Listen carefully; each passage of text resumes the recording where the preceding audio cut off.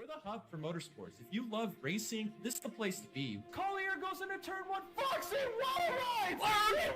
He chastained it! He's still chastaining it! He's gonna do it. He can coast from here if he had to. It's a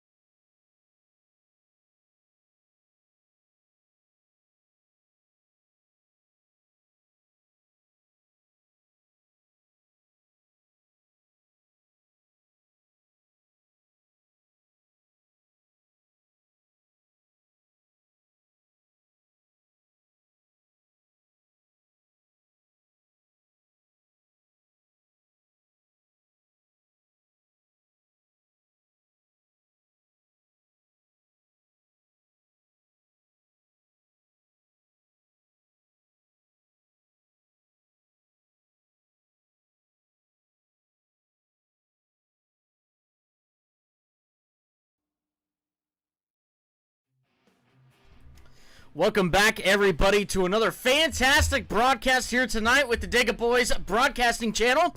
Tonight we're here at Motegi with the Nexus Grand Prix Championships, the Delara IR18. We're going to be going around here with a lot of fun tonight. Another oval we're going to be going to, the second one on the schedule. With that being said, first off, Jay, how you doing tonight? Oh man, I'm excited. This series has been so much fun so far this season. This is round number 4 of the Nexus Grand Prix Championships with some of the best iRacers in the business running some Indy cars around Motegi. This is going to be a fun one. I'm excited, Tom. Absolutely. It's going to be a great one. Currently have a decent showing, 11 cars on track at the moment. And we're going to be watching these guys go around here, haul the mail in these beautiful Formula open wheel cars. First off, though, let's go into our race info and let's talk a little bit about what we are going to be experiencing tonight. Race 4, the Motegi Oval, the Pacific Indy 250. Got a track length of 1.52 miles, track temp of 104 degrees, and altitude of 515 feet. Ambient temp right now, 73 degrees, 52% humidity, partly cloudy skies, and a 3-mile-an-hour wind. This is some great open setup IndyCar racing. 10 degrees of banking in the corners on an egg-shaped oval. Pace car speed of 60 miles per hour. Pit road speed of 50 miles an hour.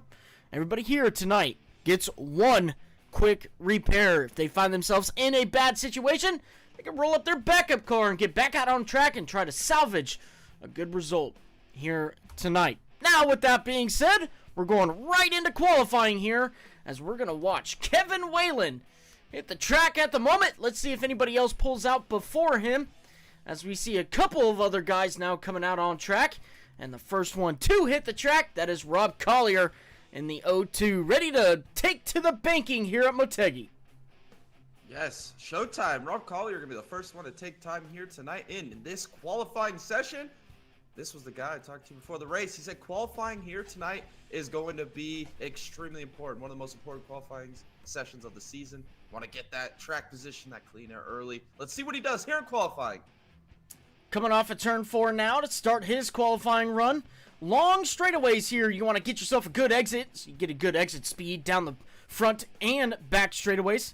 As he barrels into turn 1, he's going to stuff it right onto that white line. As you see him move up the track on the exit of the corner, gets real close to the wall there, trying to hold the wheel straight. As he comes down the back straightaway and down into turn 3. Yeah, down here into turn 3, the smaller radius turn here on this egg-shaped oval off of turn 4. We'll see what he puts up here in qualifying. Across the line now. Across the line goes Rob, the 26.97. Next up, Kevin Whalen now coming off of turn 4. He's going to come across the start-finish line. Let's see what Kevin can do here as he goes P2 with a 27.38. We're going to continue on board with Kevin Whalen as he rounds out his qualifying run. Yes, he's going to get a great run here off of turn 2. Down the back straightaway. See in the bottom, Rob Collier hit a purple section here. We'll see if Whalen can take it to the top of the board here right now. It turns 3 and 4. Let's see what he does.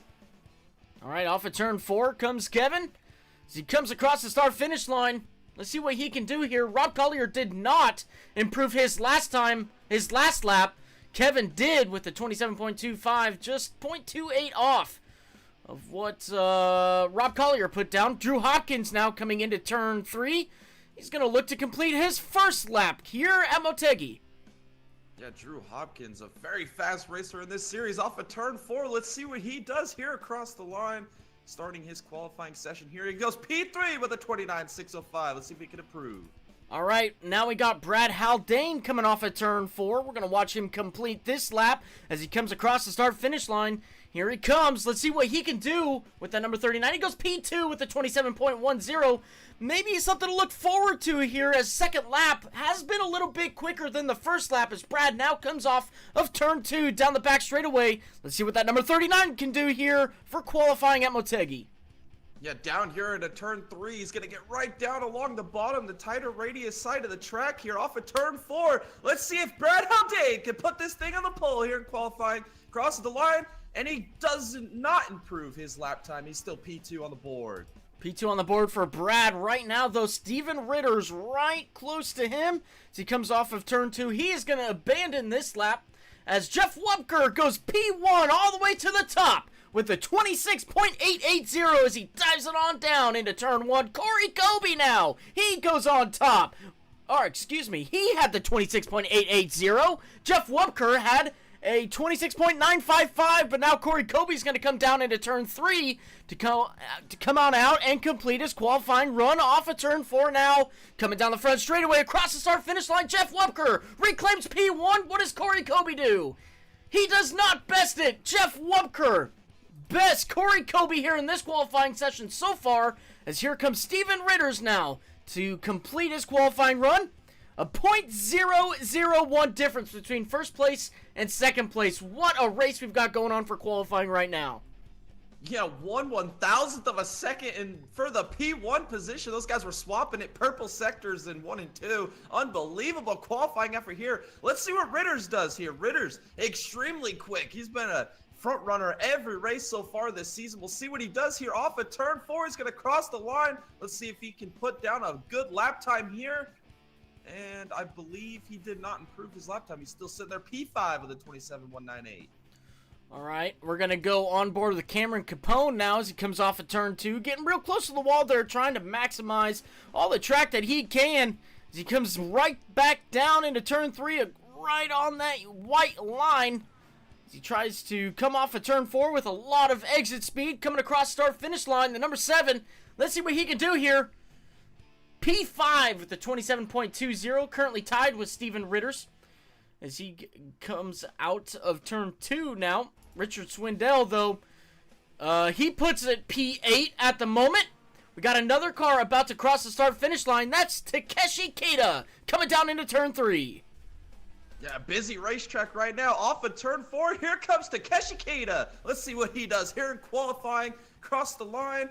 Let's see what kind of lap time he puts down. P5 with a 27.195. Great lap time there. Let's see if he can improve here on lap 2. Coming off of turn 2 now and going to come down the back straightaway. Takeshi looking to capitalize on a great qualifying session. Steven Down now goes P6 with a 27.17.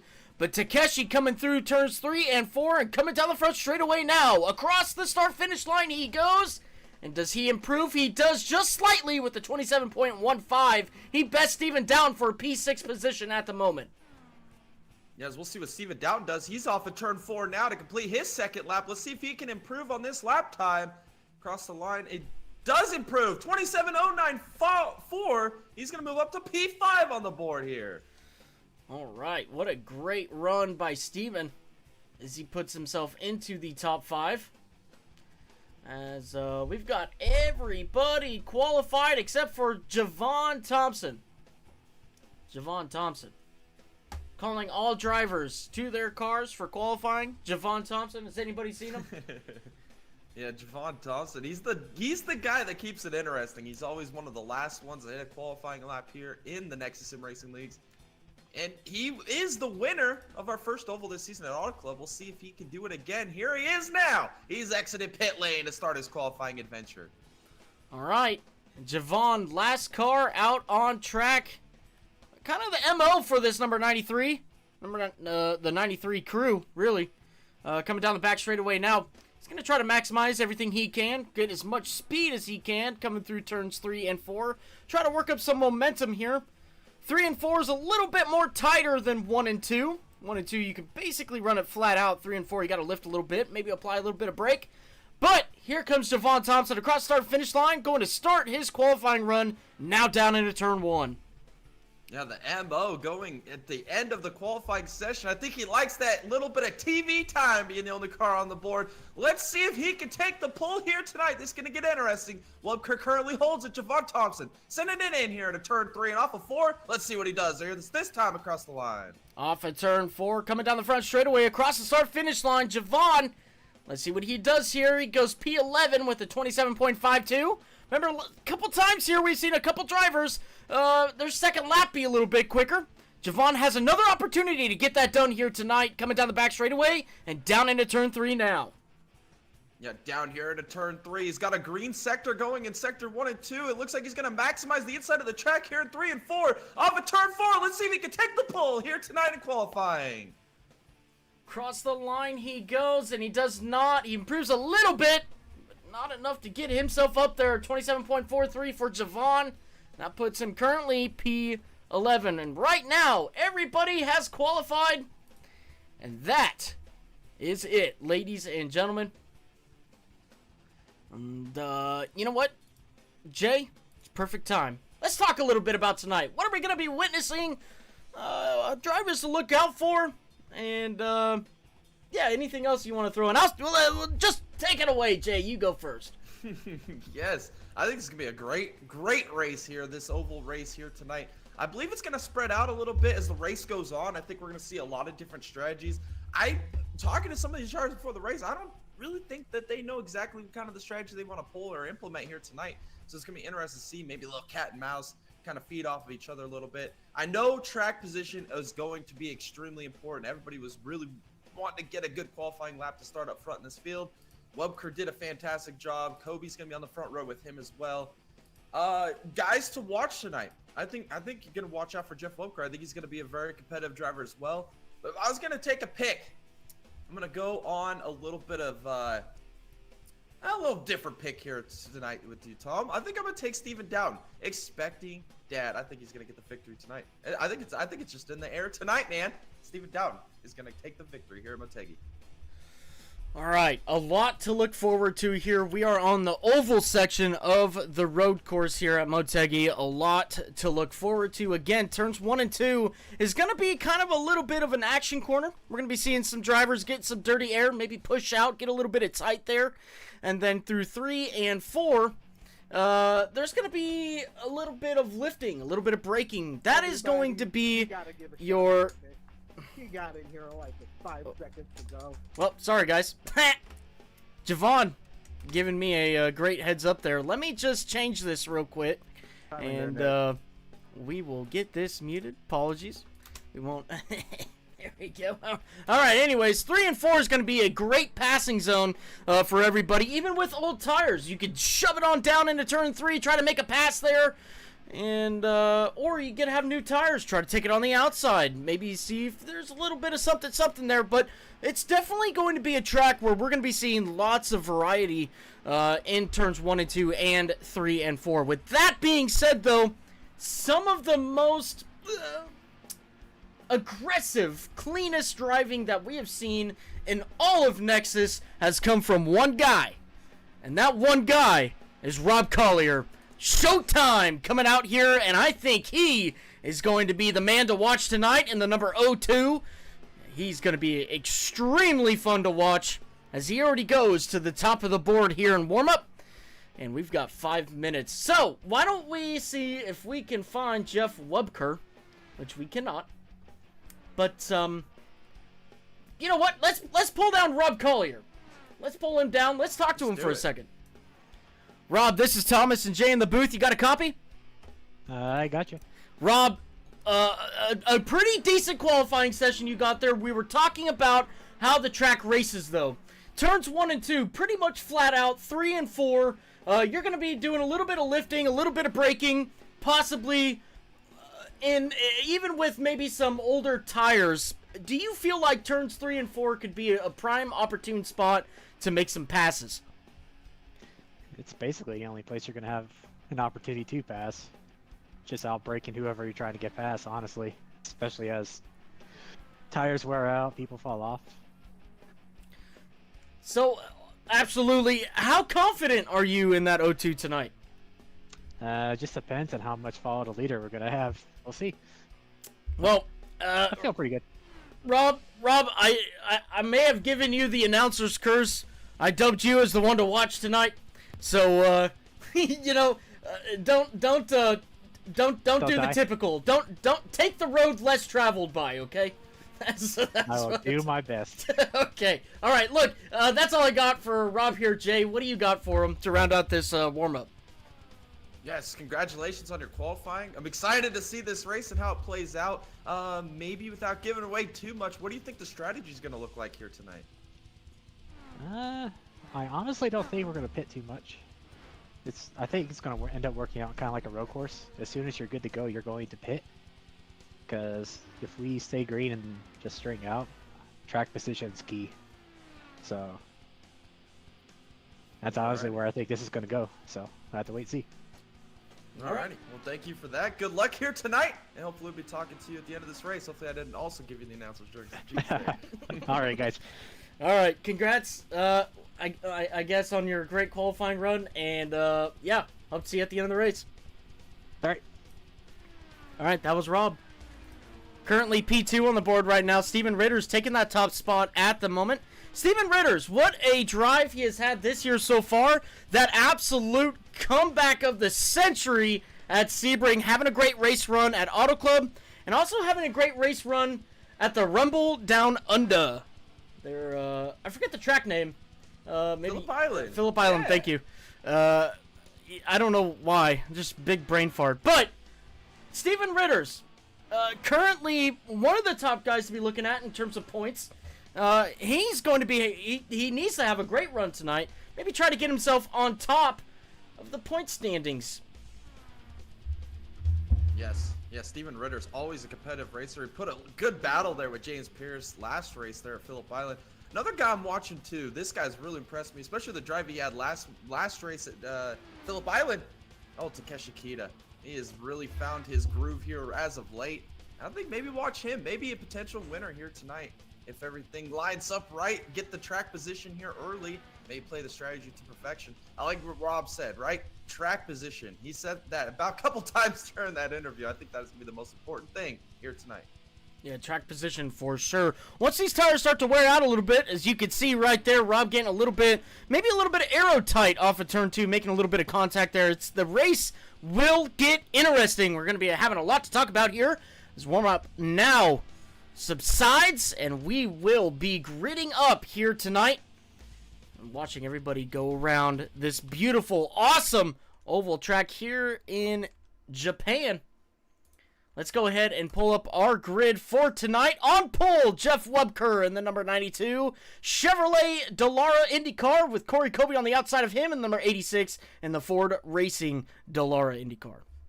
Yeah, and starting P3, that's Showtime himself, Rob Collier in the 02 with Richard Swindell in the number 62, starting P4.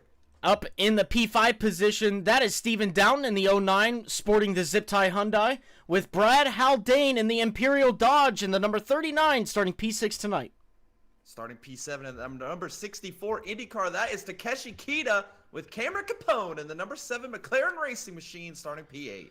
Steven Ritters with Team McLaren in the number 99, starting P9 tonight, with Kevin Whalen in the Army Chevrolet, also in the number 42, starting P10. Starting P11, that's Javon Thompson there in the number 93 Honda Performance IndyCar with Drew Hopkins in the number 15 BMW Racing Machine. Also, Nicholas Pressey there, P13 will round out your field here tonight in the Pacific Indy 250 here at Motegi. All right, ladies and gentlemen, we are about to get this thing ready to go and under green. We've got one more lap around this place before we start seeing these guys take to the green flag action we've been waiting for all day. But with that being said, Jay, we'll let you go into your last minute thoughts here before we hit the green flag. The best iRacers in the business here, the Nexus Grand Prix Championships. Race number 4 this fantastic season. Oval number 2 here at Motegi. We're going to see a lot of strategy implemented. Track position is king, fast speeds, different types of corners from one end to the other with this egg-shaped oval. Oh boy.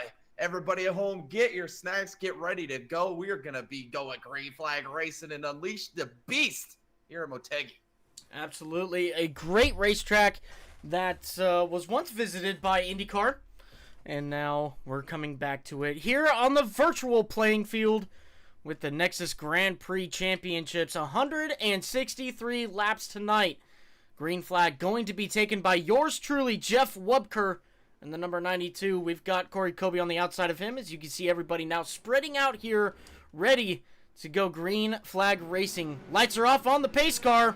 We should be going green flag racing this time by. As we see everybody now getting double filed up, ready to rack them and go green here. All the way in the back, Nicholas Pressey joining in here. A little late, not being able to get a qualifying run in. But better late than never. Nicholas Pressey trying to score some very valuable points here tonight.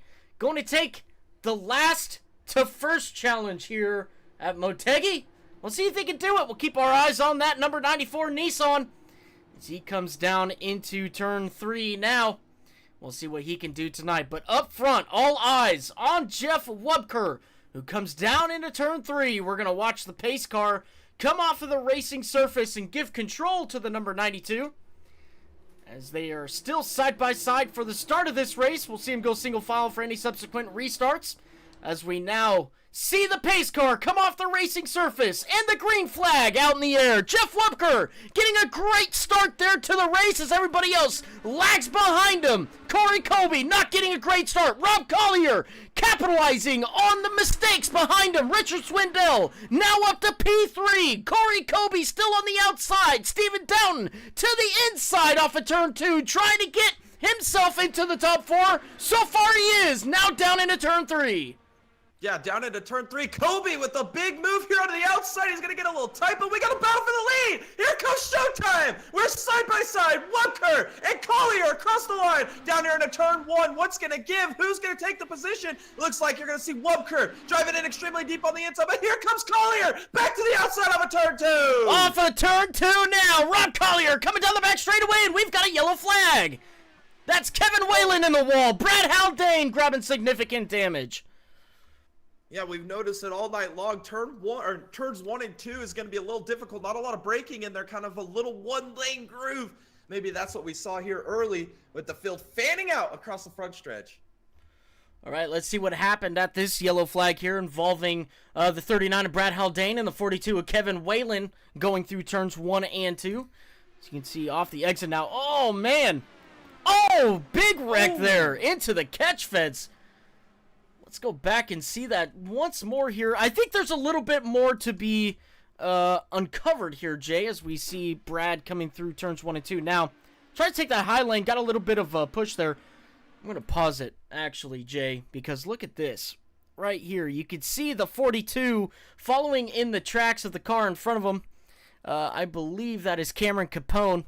Maybe a little bit of aero tight he experienced there.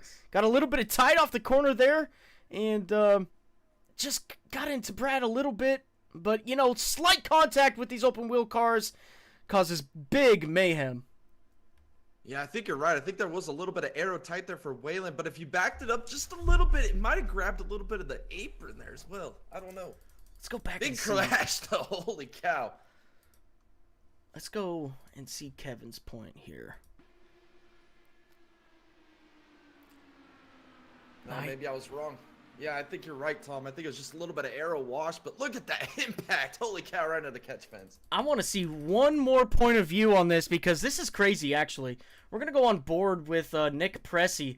We're going to go on board with the Dega Boys cam and show you guys what he saw because this is quite crazy. Coming through turns 1 and 2 here. You can even see Nick. He's getting real aero tight there. Whoa! Oh, my goodness. Wild.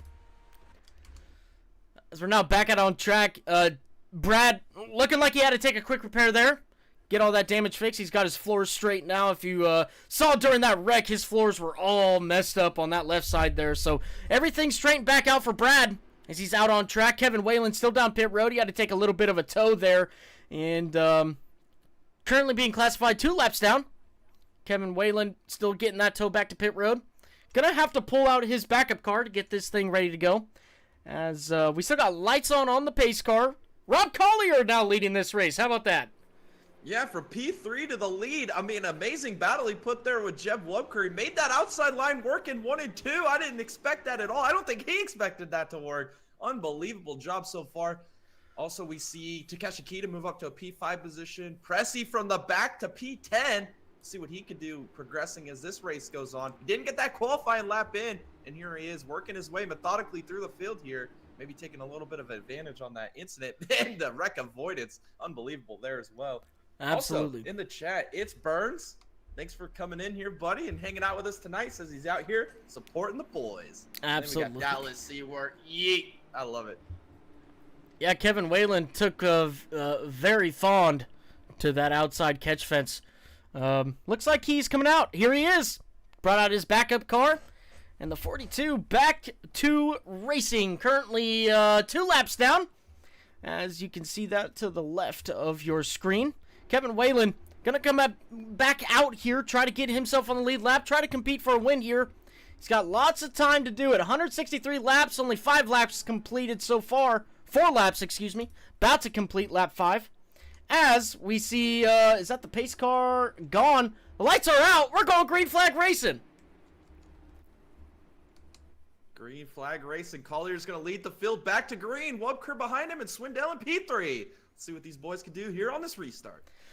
All right, a lot hanging in the balance here for Rob. Let's see if he can get a good restart here. We saw how good of a restart Jeff got for the start of the race, actually. But as they come off of turn 4, Rob already hitting the gas real early there. Gets himself a great jump over at P2. As Jeff Webker now sits behind Rob Collier going into turn 1. As we see these guys diving on down. We got a little bit of a battle happening here. Stephen Downton, Cameron Capone to the inside. As Stephen Downton rights the outside and gives that position to Cameron Capone, who's in P6 now. Yeah, what a move there by Capone, but here comes Down. He's going to go back to the inside down the backstretch. We're going to go side by side down here into turn 3 and 4. Oh, Capone hanging on the outside wheel there of Stephen Down off of turn 4. It looks like Stephen's going to make that pass. Corey Kobe now to the inside of the 62. That's Richard Swindell. Down into turn 1. As you can see to the outside, that's Takeshi Kita making that outside lane work. Look at him go off of turn 2 now, getting real close to the wall and getting that run. But here comes Corey Kobe back to the inside now going into turn 3. And we got a caution. Oh, no. Oh, it's Nick Pressey. Oh no, the announcer's jinx. I just did it again. Dang it. That's unfortunate. Broken left front there. Nose is off that car. Oh no. All right, let's go back and see what happened to Nick coming down the back straightaway. As, oh, you can already see some big contact. Looks like the outside wall. Once again, that arrow push situation coming into play here. So you can see the car in front of him.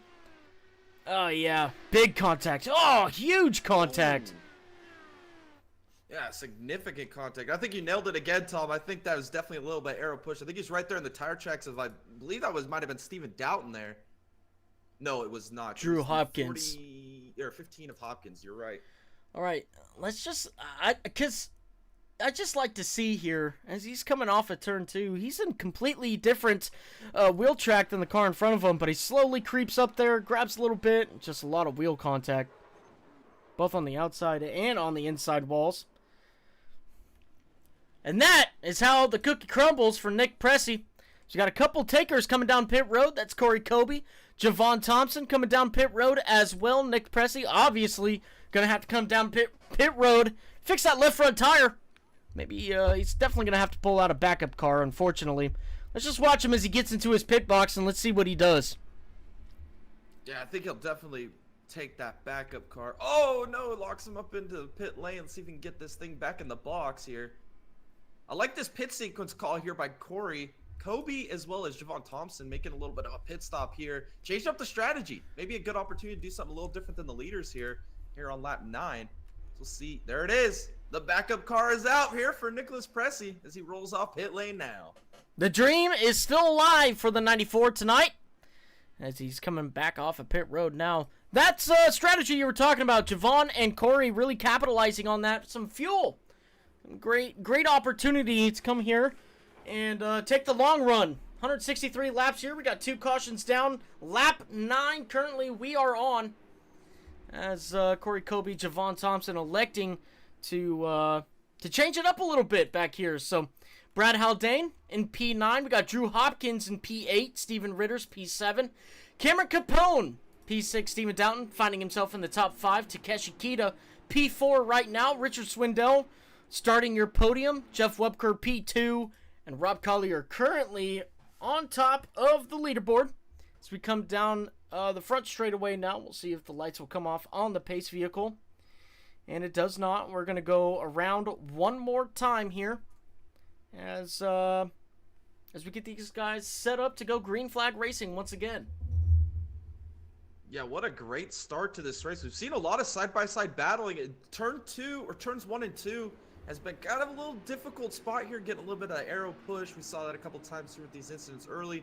Rob Collier getting a great restart there on the last one. We saw Webker get that initial good start on the original start of this race. We'll see if maybe he can learn something from that last restart, implement it here to maybe challenge Rob Collier on this restart. And then Swindell kind of just hanging back there in P3. Just biding his own business, biding a little bit of time here. Maybe see what these leaders are going to do. Maybe gain some pace here as this run goes on. I believe we're going to see a long green flag stint here on this next run here, Tom. I think we're going to see a lot of strategy played out into this, especially with Corey Kobe, Javon Thompson, with some fuel in those cars. We'll see how that works out for them. Maybe they'll be able to go a little bit longer than your race leaders and change up the strategy. Absolutely. Maybe some of these guys, they're learning a little bit about that arrow push situation coming off of turn 2. It's a little difficult for sure, especially when these cars are so dependent on arrow. When you get behind another car that's so dependent on arrow as well, you get a lot of dirty air. Something that is a skill, especially with these open wheel cars. So maybe just a little bit of growing pains here as we see the pace car come across the start finish line. Lights are off on the pace car. We're gonna go green flag racing this time by once again Rob Collier to the point. Jeff Webker P2, Richard Swindell P3. And go and do another single file restart here at Motegi. Yes, I'm excited to see what this restart has in store for us. I see if Jeff Webker learned something there on that last one. It's going to be crucial. Maybe if he could stay right there with Collier, maybe challenge him here on this first lap, use a little bit of that draft to his advantage. Maybe we see somebody else make some moves in the back, maybe with Corey, Kobe, as well as Javon Thompson back there. We know Pressie's got a backup car back out. Waylon, by the way, he was 2 laps down. He's only 1 lap down now, so can he get back into this race? It's going to be interesting to see as this race progresses on. Absolutely. Kevin Whalen slowly but surely coming back to the lead lap. A lot of things to look forward to here as we get these guys straightened out, ready to go. Check your seatbelts, check the steering wheel, make sure you got all your settings on your steering wheel ready to go. We've got ARBs to look out for. We got some engine mapping to look out for. We'll see these guys go green once again here at Motegi, down into turn 3 and 4, as Rob Collier already hitting the gas off of turn 4, getting a great jump over P2, but look at this, here comes Richard Swindell real close to P2 of Jeff Wupker as they go down into turn 1 now. Not going to be able to do anything here just yet, as you can see that arrow push situation really affecting Richard Swindell off of turn 2 now, but look at this, Takeshi Kita, he doesn't care, he's coming up to the rear bumper of Richard Swindell, now down into turn 3. Oh, look at Steven down. Oh, whoa. Big send move there by Steven. He's going to lose another position here because Cameron Capone here for P5. What a move there by Steven. Nearly worked. It looks like he might lose a position here to Cameron Capone. He's going to take it to the outside. Here comes Cameron to the inside. He's going to take that position. Stephen Downton to the outside. Cameron Capone losing a little bit of steam on the inside. Here comes the 09 to the outside, but he's not going to make much of it. Here comes Brad Haldane to the inside into turn 3. Almost 3 wide there as Brad sneaks away 2 positions in 1 corner. What an absolute phenomenal move there as Capone now comes back to the outside down into turn 1. Yes, we're still wheel to wheel here, down here into turn 1. It looks like Capone's going to make it work on the outside. Unbelievable move as Haldane's going to move back to P6. Here off of turn 2 now. It looks like we got Hopkins back here making the move on Steven. Steven losing some positions here as now Ritter's looking to the outside here, third 3 and 4. He's going to make the outside line work. Off of turn 4 now, he's still to the outside of Stephen Downton as we're still side by side. Coming down the front straightaway now, this is your closest battle on track as Stephen Downton now continuing to lose positions here as Corey Kobe goes all the way on the outside. Look at that! Holy cow, he's gonna go for 2 in 1 corner! Around the outside for the 86 as he tries to go around Ritters. He does! Unbelievable what Corey did there going into turn 3 now. Yeah, the old buy one, get one free, 2-for-1 deal here for Corey Kobe. Is now look at Steven real tight there off of turn 4. Might be losing position, but we got the battle still on here between Haldane and Capone. Capone is the inside line. Haldane is the outside line. Look at the run that Haldane has here off of turn 2. Can he make something happen? Oh my goodness, they're going to continue here in a single file line. Brad Haldane maybe looking to the inside. No, he's going to go back to the outside. It's Capone to the inside here. This is a battle for P5. Coming off of turn 4 now, Brad's going to try to set something up here, maybe get a little bit of a run as they cross start-finish line and go down into turn 1. Brad's going to look to the outside once again here in turns 1 and 2 as Brad's getting that run on the outside once again, not going to be able to make much of it. He's going to sneak up to the rear bumper though. Look at him go to the inside of Cameron Capone now down into turn 3.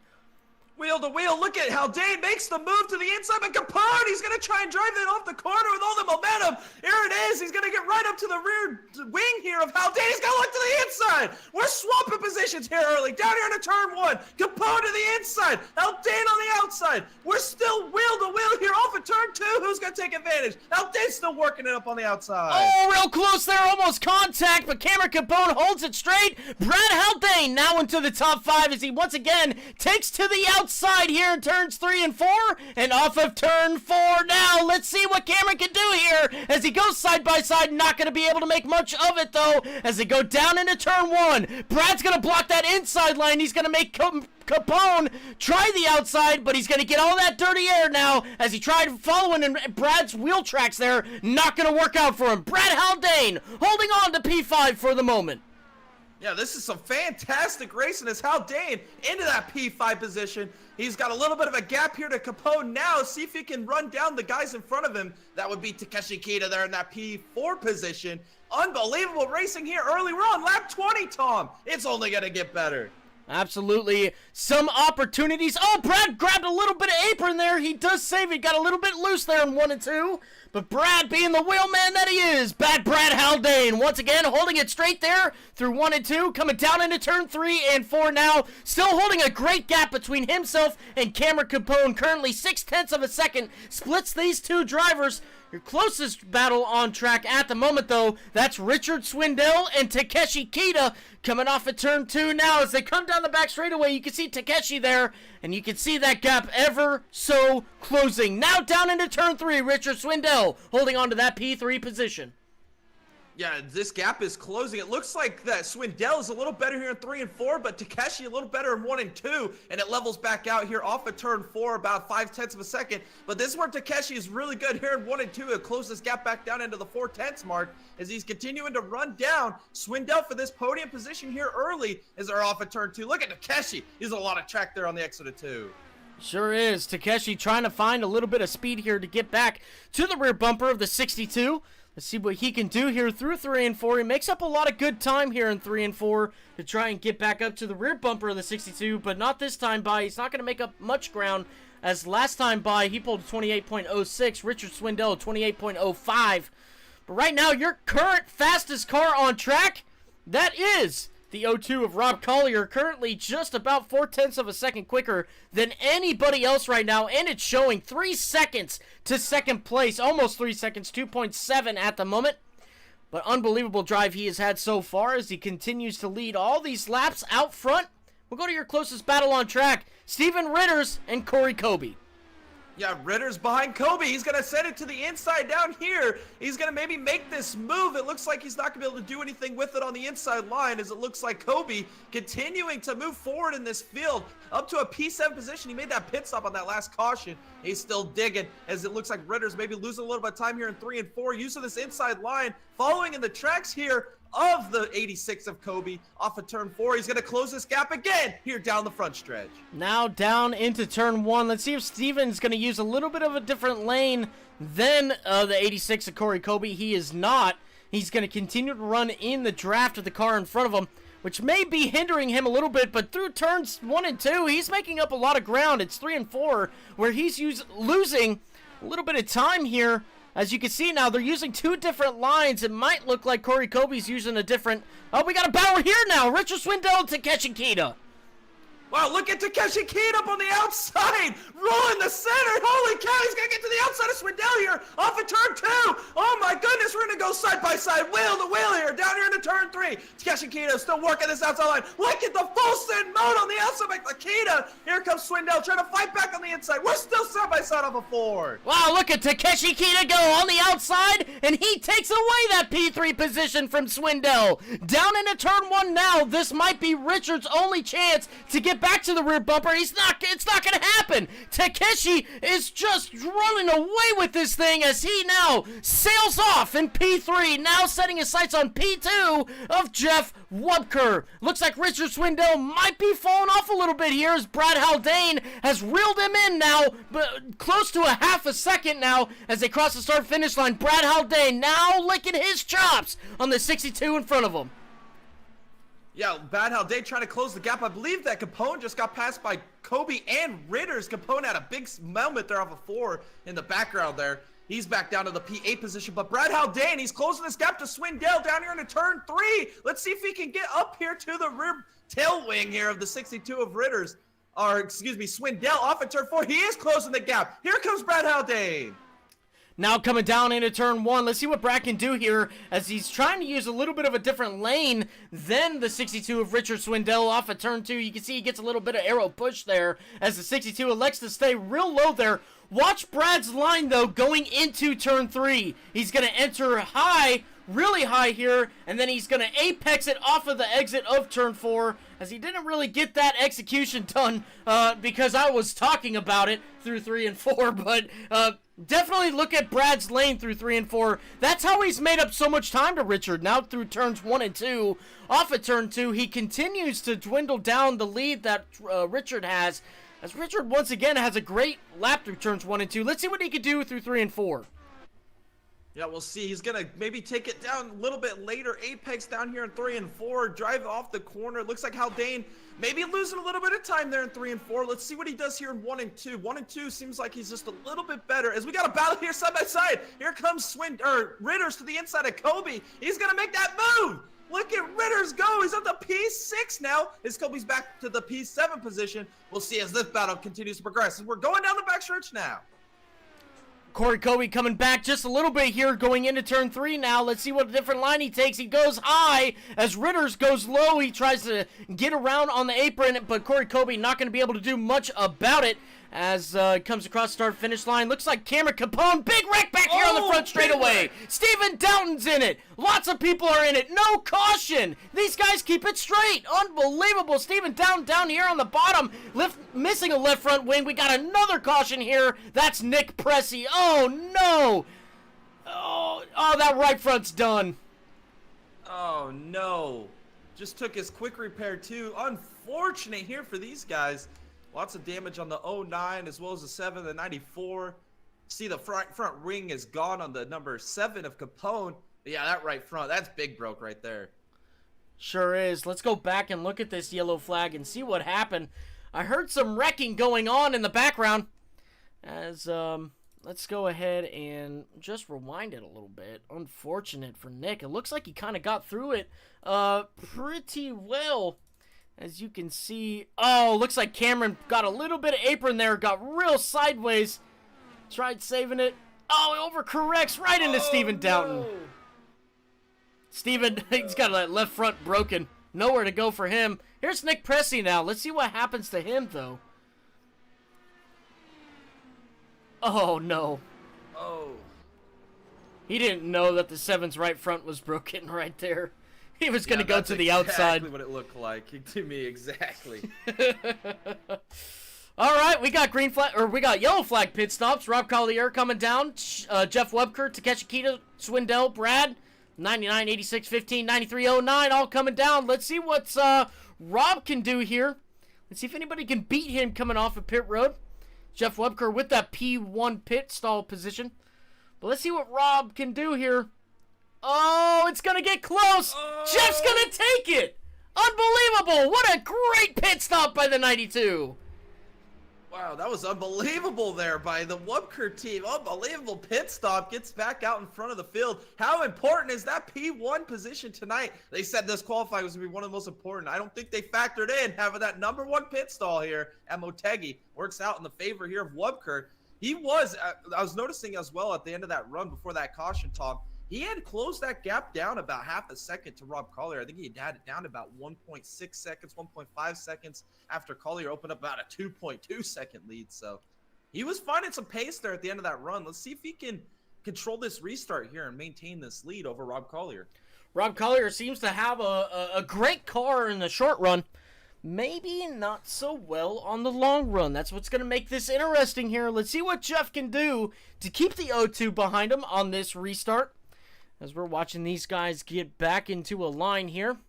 We've got Nick Pressey still down pit road. It doesn't look like he's going to be coming back out. But with that being said, look at this Jay, the 42. He's going to be back on the lead lap here, contending for a race win tonight. Only 35 laps in so far, 34 completed. And the 42 looking very, very good now. Yeah, that's why you never give up. You just keep fighting, you keep digging, and sometimes things work in your favor, come back around for you. Sometimes they don't, but you got to keep fighting. You got to keep digging, put yourself in a position, and here he is, back on the lead lap in P11. He's going to have a chance to contend for this, and he's got a clean race car. Took that quick repair. He's ready to go fighting back at this field as we got about the same top 5. We got Ritters up there in P5, Swindell P4, Takeshi Kita doing a fantastic job so far this race. Made a lot of overtakes. Really impressive speed there in the 64. He's up there in P3. Rob Collier, P2. Wubker right there in the lead. I believe we got Stephen Doughton got his quick repair there. It looks like Capone, he's a lap down. He's still on pit lane. I'm not sure what's going on there with the 7 machine. He's got a little bit of damage there, trying to fix that up before the pace car comes around. We'll see if they can put a rear wing on that. They do, as he takes off now. Looks like he is pretty swell off here. Cameron Capone coming off of pit road now. Doesn't look like he's got any damage, really. Looking like he's got a pretty fresh car. Let's see what that 7 car can do. Carrying on with this race is Corey Kobe now coming down pit road here. Maybe doing a little bit of that strategy we like talking about. Yeah, he's kind of been the pioneer of this. Come down pit lane during a caution. He didn't really have the track position there off of pit lane, so, I mean, you're starting towards the back of the field anyway. Why not get a little bit extra fuel in it? If we get one of these long green flag stints, maybe stay out a lap or 2 longer. You never know. You might catch a random caution or everything just fall into your lap and you can inherit the lead. I like this strategy. Let's do something a little different than the leaders. See if we can get one up on those guys. Absolutely. He now comes off of pit road. Currently scored P11 at the moment. Cameron Capone is 1 lap down as he's in P12. And Nick Pressey has decided to end his night tonight. So Nick Pressey going to be leaving as he started in P13 here. But lights are off on the pace car. We're going green flag racing. Jeff Wubker going to be out front once again here at Motegi coming into turn 3. He's going to go try to get up close to the wall. Try to prevent some other cars from going around him. As you can see now, coming off of turn 4, the pace car going to come off the racing surface and control to the 92 off of turn 4. He gets a great jump over Rob Collier in P2 as Takeshi Kita, he's now real close to the rear bumper of Rob Collier, now going down into turn 1. Nothing going to be happening there as Steven Ritters and Richard Swindell go a little bit at it. As back here, further back, Drew Hopkins and Brad Haldane now go side by side off of turn 2. Yeah, they're going to continue side by side. This is for the P6 position as we got a battle for the lead. Here comes Collier to the outside. Can he make it happen? Looks like he's not going to be able to make it happen, but here comes Takeshi Kita. Can he take advantage of this? He's going to get a good toe here down the front straightaway. Rob Collier really tried to take that lead there away from the 60 or the 92 of Wubker. Wasn't able to make it happen, but here we are headed down the back. Let's see what Rob can do. Off at turn 2 now, he's going to try to get a little bit of a toe here as Wubker now has opened up about a half a second gap between himself and Collier now going down into turn 3. Let's see what Collier can do here as he's losing even more time now to the leader of Jeff Wubker. A 10th loss just in that corner, and Wubker now, he is continuing on as we got another battle back here. Brad Haldane and Drew Hopkins going into turn 1 now, side by side. Brad Haldane going to take that position so far. P6 now off of turn 2. The 15 might be looking back to the inside. Let's see what happens into turn 3. Yeah, here comes Hopkins. He's looking to the inside. Looks like Brad might give it to him. It looks like he's going to hang on to the position. Is Haldane as Hopkins still working this inside line here off of turn 4. Can he close this gap? Can he get enough of a toe here headed for turn 1 as he's falling right in the tire tracks? Let's see what they do here as they're closing up to the back bumper or the back tail leg here of the 62 of Swindell as well as these guys are still battling out here off of turn 2. The 15 getting a little bit of aero tight there, so close to the wall off of turn 2 and keeps it straight as we've got a little bit of a battle here happening between Rob Collier and Takeshi Kita. Takeshi Kita getting right up to the rear bumper of Rob. Maybe Rob made a bad adjustment here on the last pit sequence. Jeff Wubker now a second and a quarter in front of Rob now as they go through turns 1 and 2. Takeshi really eating away at that lead, at that gap that's between himself and Rob Collier. Now down the back straightaway and down into turn 3. Let's see what Takeshi can do here to set himself up for the front straightaway now. Yeah, Takeshi Kita's really closing this gap on Rob Collier. He's got down to 0.2 of a second. He's going to continue to follow in the tire tracks down the front straightaway. Maybe get a little bit of a toe. He's going to take it to the outside. Collier's to the inside. Let's see what kind of run develops here down the backstretch. As here comes Takeshi Kita. He's going to close this gap even more. Here comes Takeshi Kita down the back. Now going down into turn 3, he dives it on to the inside. Rob Collier shuts the door on him as he's going to lose a lot of time now to the car in front of him. Takeshi Kita coming off of turn 4 with a 4/10 of a second gap between himself and P2 now. As they go down into turn 1, he's got a lot more ground to make up to try to get back to the rear bumper of Rob Collier. As we go back here, we got a little bit of a battle between Swindell and Brad Haldane now off of turn 2. Let's see what Swindell can do coming down the back straightaway and down into turn 3.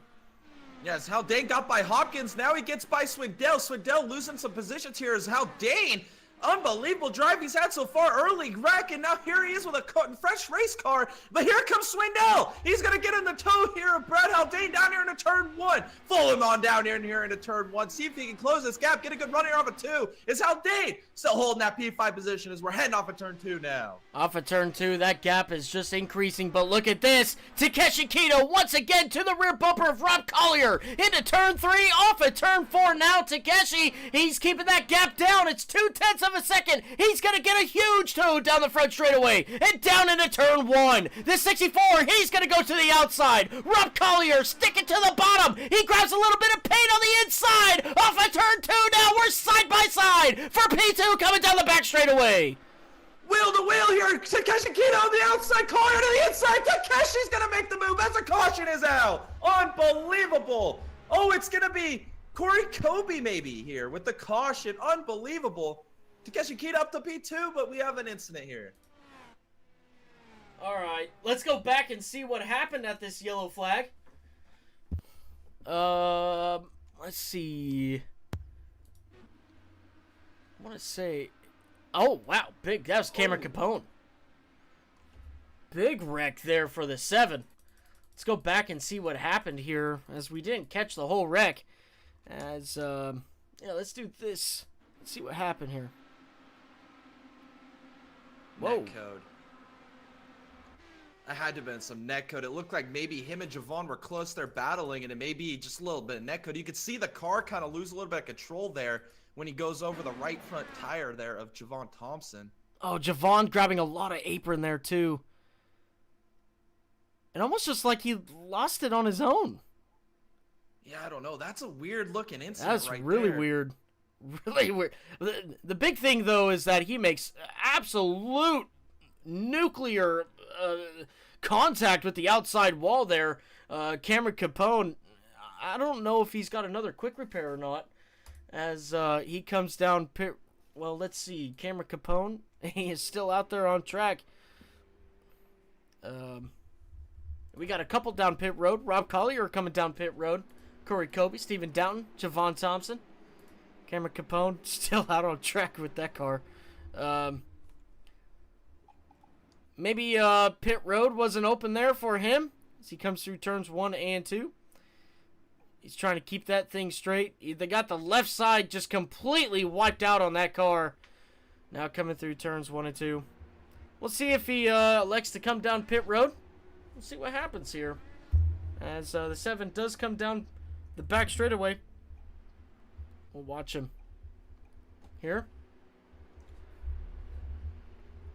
Yeah, as he's going to see if he can make that repair to that vehicle. He already used his quick repair, missing a wing, missing a tire.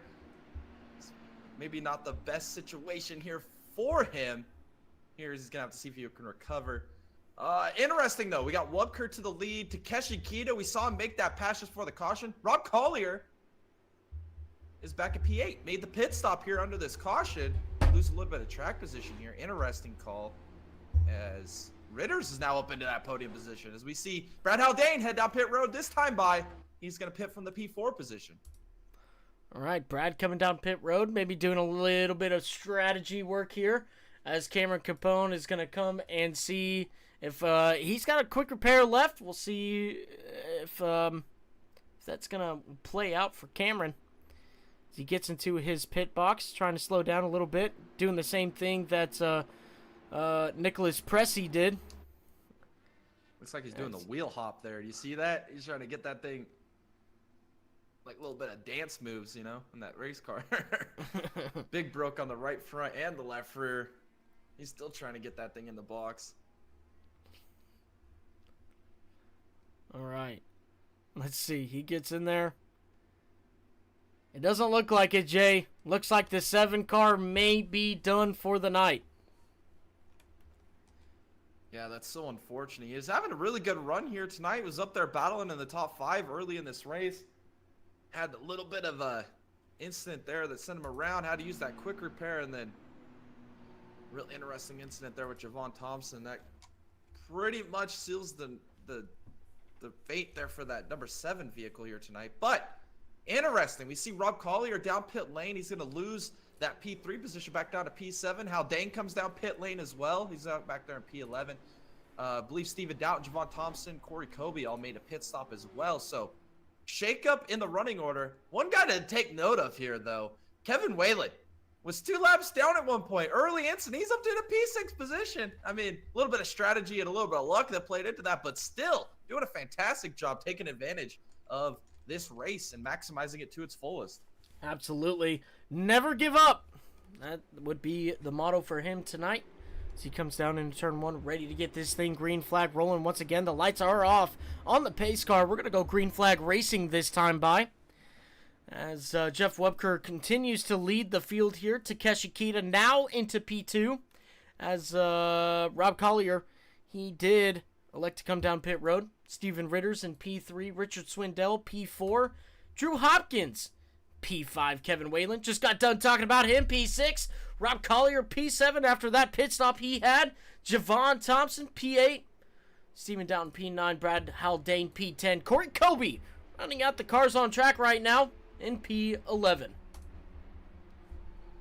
Yeah, strategies all over this place. Now we're going to see if Webker can get another good restart here. Takeshi Kita, been fast and aggressive all night long. Let's see if maybe he can take advantage here on this restart and take the lead. It's going to be great. Whereas we're going to go back green here to start lap 50.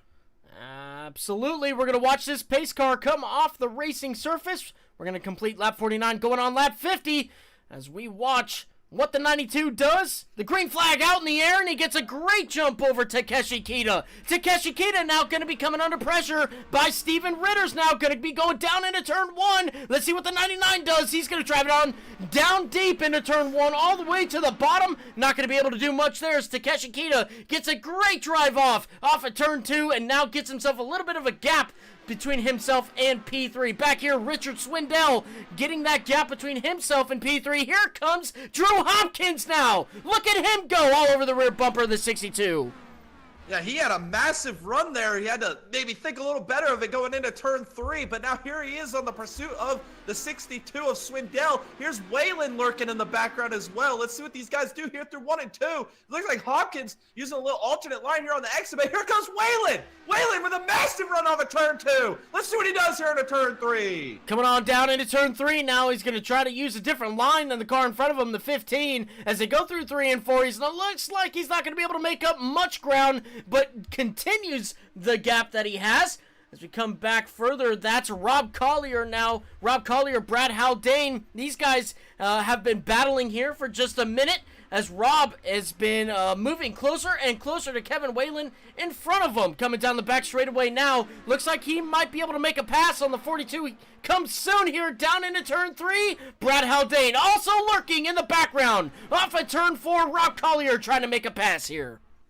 Yeah, we got 4 cars under blanket from Hopkins back down to Haldane, but here comes Whalen. Here he goes to the inside into turn 1. Whalen to the bottom. As Hopkins going to try and work this outside line, it looks like he's going to hold on to that position. Whalen trying to carry the momentum off the corner, but here comes Haldane to the outside of Collier down the back. This is another battle, wheel to wheel, as we head for turn 3. Who's going to take advantage? Is it Haldane on the outside? He makes the move on Collier. Does Collier have anything to say about it here off of turn 4? Off at turn 4, now Brad Haldane still sticking strong to the outside. He makes the pass. Brad Haldane now up to P7 as we've got this battle heating up here. Drew Hopkins was coming under attack by Kevin Whalen now. Off at turn 2, that battle has dissipated as Kevin Whalen can't make much of it now coming down the back straightaway. This is your closest battle on track at the moment. Kevin Whalen in the 42, diving on down deep into turn 3, not having to worry about anything else behind him on the offensive to try and get around the 15 across the start finish line to complete lap 54. Yeah, as he's going to take it back down to the bottom. Turns 1 and 2 is going to be a difficult pass here for the 42. Oh, he gets real tight there. He's going to lose a little bit of time here. See if he can set something up for a turn 3 move where that would be a little bit better of a passing opportunity here for the 42. So he's going to lose a little bit more time here. Is Haldane. He's going to get a huge run here through turns 3 and 4. Close this gap back down to Whalen. What has Haldane got in this race car here headed for turn 1 as these boys are all separate, spread out just a little bit here. They're trying to build a run to challenge the guy in front of them. Brad Haldane trying to do as much as he can here through turns 1 and 2. Try to get back to the rear bumper of the 42. Try to make a pass here as everybody has pretty much strung out a little bit here. Again, your closest battle on track is actually Kevin Whalen and Drew Hopkins. 0.4 of a second are splitting these two guys as they come down the front straightaway. Kevin Whalen, what a story he has had tonight. Having a little bit of an incident on lap 1. Now finds himself back on the lead lap with a clean car and trying to compete for this top 5. Coming off of turn 2 and down the back straightaway. As these guys are continuing to find a way to develop a run or build a run, as it looks like Whalen using this outside line. Hopkins also using the outside line here through 3 and 4. He's looking right now. Dane, they're all rotating up to the top line there, not using the inside line there in turns 3 and 4. Down here into turn 1, though, this is where Whalen's been super good on corner entry, building that run off of turn 4. Wasn't able to get close enough this time to Hopkins. Carry the momentum here off of turn 2. See if he can close his gap down. If he can develop something into turn 3, that might be his best passing opportunity. Now down into turn 3, it looks like this gap is just ever so slowly increasing between himself and Drew Hopkins in front of him. We got another bit of a closer battle on track here. That's Steven Downton, Rob Collier. Steven has tracked down Rob, now on track, going down into turn 1 and through turns 2. He's going to elect to take that high side. Let's see if he can grab a little bit of a run now off of turn 2. As you can see, here he comes. He's going to grab a little bit of a run. Let's see what Steven does down into turn 3. Oh, Steven wanted to make it happen to the inside, didn't get close enough to make that move. He's going to lose a little bit of time here through 3 and 4. He's going to try and close this gap back down. Set something up here, maybe for turn 1, right in the toe, 0.2 of a second, a car length and a half here. He's going to take it back to the outside. He's been using this outside line the last couple laps, trying to develop a run to set something up for turn 3. He's going to get a massive run here off of turn 2. Can he close the gap enough to make a challenge into turn 3 on Collier?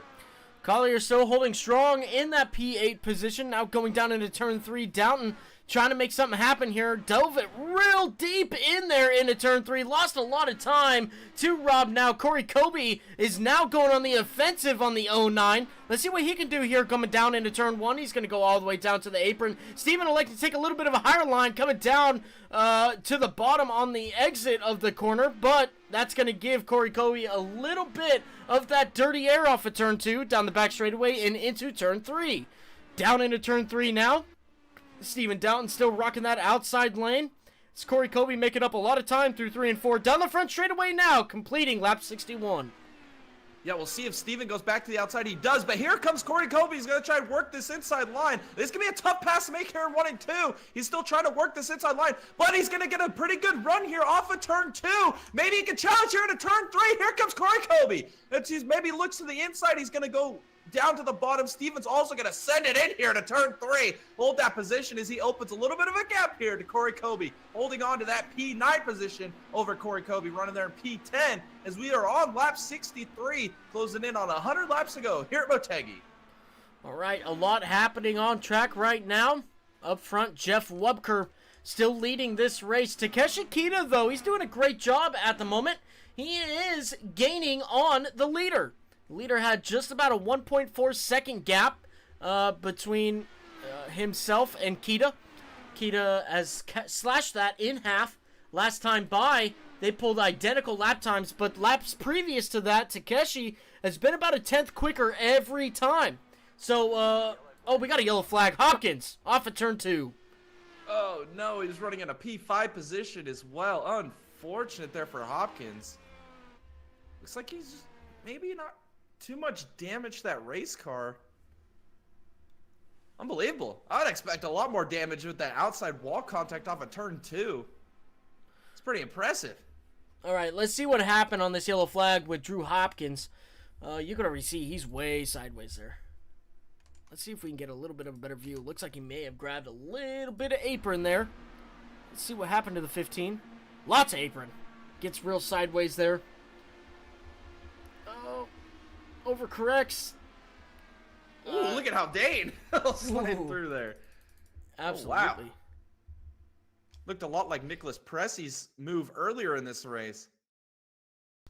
Yeah, well, let's go on board with Brad and let's see what he saw as he's coming through turns 1 and 2. As you can see, he already sees Hopkins sideways. Oh man, that was a good heads up right there.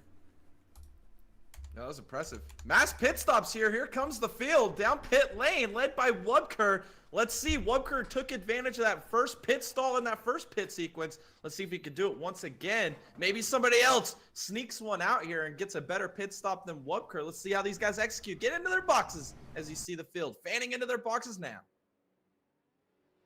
All right, prime opportune time for somebody else other than Wubker to try to get something done here. Let's see what Wubker can do. As you can see, here comes, who's at the 64? Takeshi Kita. Oh, Takeshi got him! Takeshi Kita to the lead!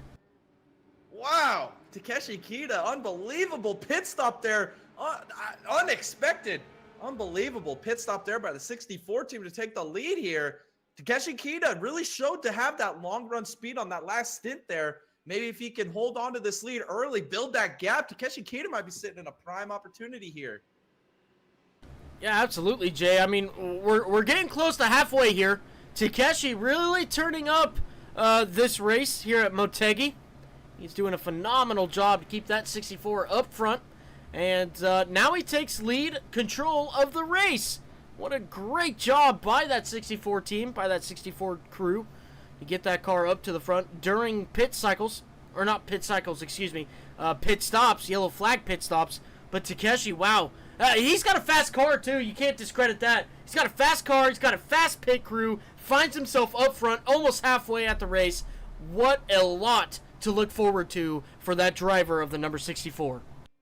Yeah, unbelievable. He didn't even start really towards the front. He started about mid-pack here to begin this race, just methodically climbing his way through the field, making some really aggressive moves and making it happen, and really had the long-run pace here so far in this race, up here to the lead. Wubker now back there in that P2. We've seen this before with Wubker, though. He was back in a P2 position behind Collier earlier in this race, and he was able to get the lead away from Collier. So we'll see if he can do it once again here with Takeshi Kita. Ritters, he's also had kind of a race that Takeshi Kita has had as well. Didn't start towards the front, methodically has worked his way up through the field. Now here he is in a podium position. Does he have something to say about this lead on this restart? As the lights are out on the pace vehicle, Tom, and you know what that means.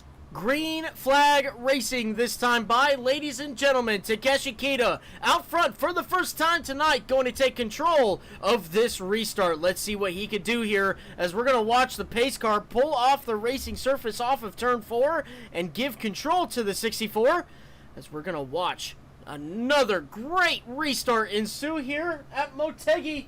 Takeshi now at the front, ready to go. Jeff Wubker behind him, also ready to go. Steven Ritters, everybody on fresh tires, ready to take advantage of the positions that are going to be presented to them. Off at turn 4, the 64 grabs the green flag, and he gets a great restart over Jeff Wubker. Wubker now, he is coming under attack by Ritters. Going to go down into turn 1, almost side by side for these guys as they work it out. Jeff Wubker holds on to P2. Ritters, P3, Rob Collier to the outside of Swindell now. Off at turn 4 and down the back straightaway. We're side by side, wheel to wheel here. Collier making this outside line work. Swindell is not going to be able to hold that position. Look at Collier. He got shot out of a cannon there on that restart up to the P4 position. Does he have anything to say about the front of this field? And Swindell got a big run here coming back at him. Down here into turn 1, he's going to look to the inside. Collier to the outside. Collier's going to hold that position as now he's in that P4 position solely. And Swindell back to P5. Swindell's going to get a little bit of that dirty air, not going to work with him as Rob Collier finding himself up into the P4 position. He's going to go on the offensive, the 99 in front of him. He's already gaining ground on him as he comes off of turn 4 last time by a 1/10.5 quicker than the 99. Let's see what he could do this time by as they come across the stripes. 28.16 for Collier, 28.06 for Ritters. So Rob losing a little bit of time there, no big deal as these guys continue to battle it out for the P3 position. We'll go back here with Drew Hopkins, who's back out on track side by side with Corey Kobe going down into turn 3. Yeah, Hopkins right now running in that P9 position. Corey Kobe trying to get a huge run here. He's going to fall right in the tire tracks of Hopkins off of turn 4. He's going to have a huge run here. Can he make something happen in turn 1? Hopkins does not want to give that inside position up. A little defensive here into turn 1 as it looks like Kobe's not going to be able to stay right there in touch with the 15 of Hopkins. Hopkins maybe a little tight there off of turn 2. But here it is, another battle as this is a battle for P5. Here comes Brad Haldane headed for turn 3 now. To the outside of the 62, trying to make something happen here. Brad Haldane working that outside line as best as he can. Not going to be able to, oh, real close to the wall there. Maybe a little bit of wall contact as they now go down into turn 1. Brad Haldane searching on the outside. Look how much speed he has up there. They wheel to wheel side by side off of turn 2. Looks like the 62 is going to get a little bit of a run down the back straightaway. It's not going to happen. Brad Haldane taking the advantage now down into turn 3 and takes the position. Brad Haldane back into the top 5. Yeah, what a move there by Haldane, as now Swindell's going to do what he did behind Collier. See if he can stay in touch here with the 39. Use a little bit of toe here down the straightaway. He's going to take it to the bottom. Haldane's still working this outside line. Look at the move that Swindell's trying to make here. Maybe a little tight here off of turn 2. Lose a little bit of time down the backstretch, as it looks like Haldane now opening the gap, holding this P5 position down here into turn 3 as he continues his pursuit through the field. A great run so far by Brad. We'll go back up to the front here. Takeshi putting up a great gap between himself and second place. Almost a second and a half between these two guys. Takeshi Kita, Jeff Wubker. Takeshi doing a great job out front right now. As we got a little bit of a battle here. Corey Kobe and Javon Thompson off of turn 2. Yeah, Javon Thompson gonna maybe be able to stay in touch here with the 86 of Kobe. He's looking to the inside. This could be a battle down here into turn 3, side by side. Oh, let's look at Kobe. He's gonna try to hold that outside line. Oh, he gets tight. Here comes Javon Thompson now off of turn 4. Can he get enough of a run? Can he close this gap? It looks like Kobe's going to open it up just a little bit here down the front straightaway. Here goes Javon down to the bottom. Kobe's going to also take it to the bottom. Take a little bit of air off the front end of that 93 car. You open up this gap here off of turn 2. Unbelievable. Kobe now up to that P8 position. All right, coming back here now, Drew Hopkins, Steven Doughton battling it out for the P10 position as they go down into turn 3. The 09 looking real hard here as he grabs a little bit of apron there, has to straighten his car out. Drew Hopkins not having the greatest of luck tonight, although he did have some great running positions earlier in the race. Steven Doughton now looking to make another position his own to get himself up into the top 10. This is your closest battle on track. Look at the 15, grabs a little bit of wall. Now coming down the back straightaway, we got a drag race down into turn 3. Yeah, we're wheel to wheel here. Look at Hopkins going to drive it in extremely deep on the outside. Maybe Steven Doughton thought better of that side-by-side action there in turn 3 as Hopkins going to open the gap back up. Maybe struggling a little bit with that race car. We saw that wall contact there off of turn 2. See what he does here in turn 1. He's going to take it to the outside. As here it is, the battle for P4. Here comes Brad Haldane. Looking to the inside of Rob Collier. Down here into turn 3. Who's going to make the move? Is they're going to stay wheel to wheel here. Unbelievable what Haldane was able to do on the inside off of turn 4. This battle continues on. Brad Haldane going on the offensive here, trying to get around Rob Collier. Now down into turn 1. Brad taking the way high line now.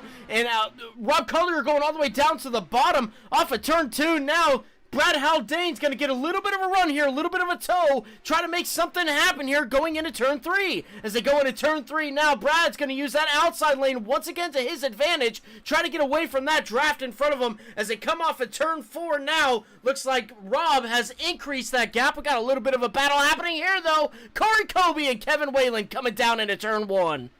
Yeah, Corey Kobe's been making lots of moves since the restart. Here he is to the outside of Whalen. Oh my goodness, Whalen on the apron there. This is going to be an opportunity here for Corey Kobe. He's going to get a massive run. Oh, so close to the wall there. Unbelievable. As it looks like now Corey Kobe's going to make the move. What does Whalen have to do to fight back? He's not going to be able to make it happen. Corey Kobe up to P7 now. He's moving through the field. Absolutely, he is. A great battle ensuing there. Kevin Whalen finding himself now in P8 as this battle between Rob Collier and Brad Haldane continue to heat up.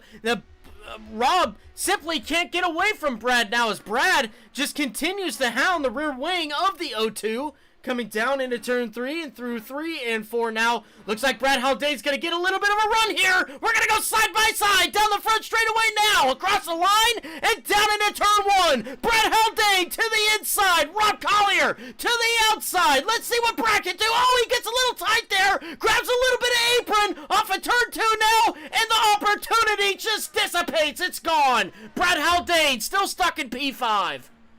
Yeah, Collier just aggressive there on the outside. Wasn't going to give that position away easy as it's showtime. Doing showtime things here, hanging on to that P4 position. Haldane going to get a great toe here down the front stretch. Where does he take the run here into turn one? He's going to go to the outside. Collier's going to take it to the inside. Can Brad Haldane build enough of momentum here off of turn two to challenge back into turn three? Watch the gap dissipate. Oh, Haldane maybe a little squirrely there off of two. Let's see what happens here into turn three. Down into turn three. He's going to back up the corner just a little bit, try to get underneath Collier once again, as that move worked for him last time, but Rob's going to just feed him full of dirty air, but he's going to get a little bit of a run. Look at this, going down into turn one. It's not going to happen for Brad. He wants that outside lane going into turn one. Collier's just going to feed him full of that dirty air once again off of turn two and down the back straightaway. It looks like Brad lost about a tenth and a half there versus going into turn one and off of turn two. He's going to have to set this up once again now down into turn three.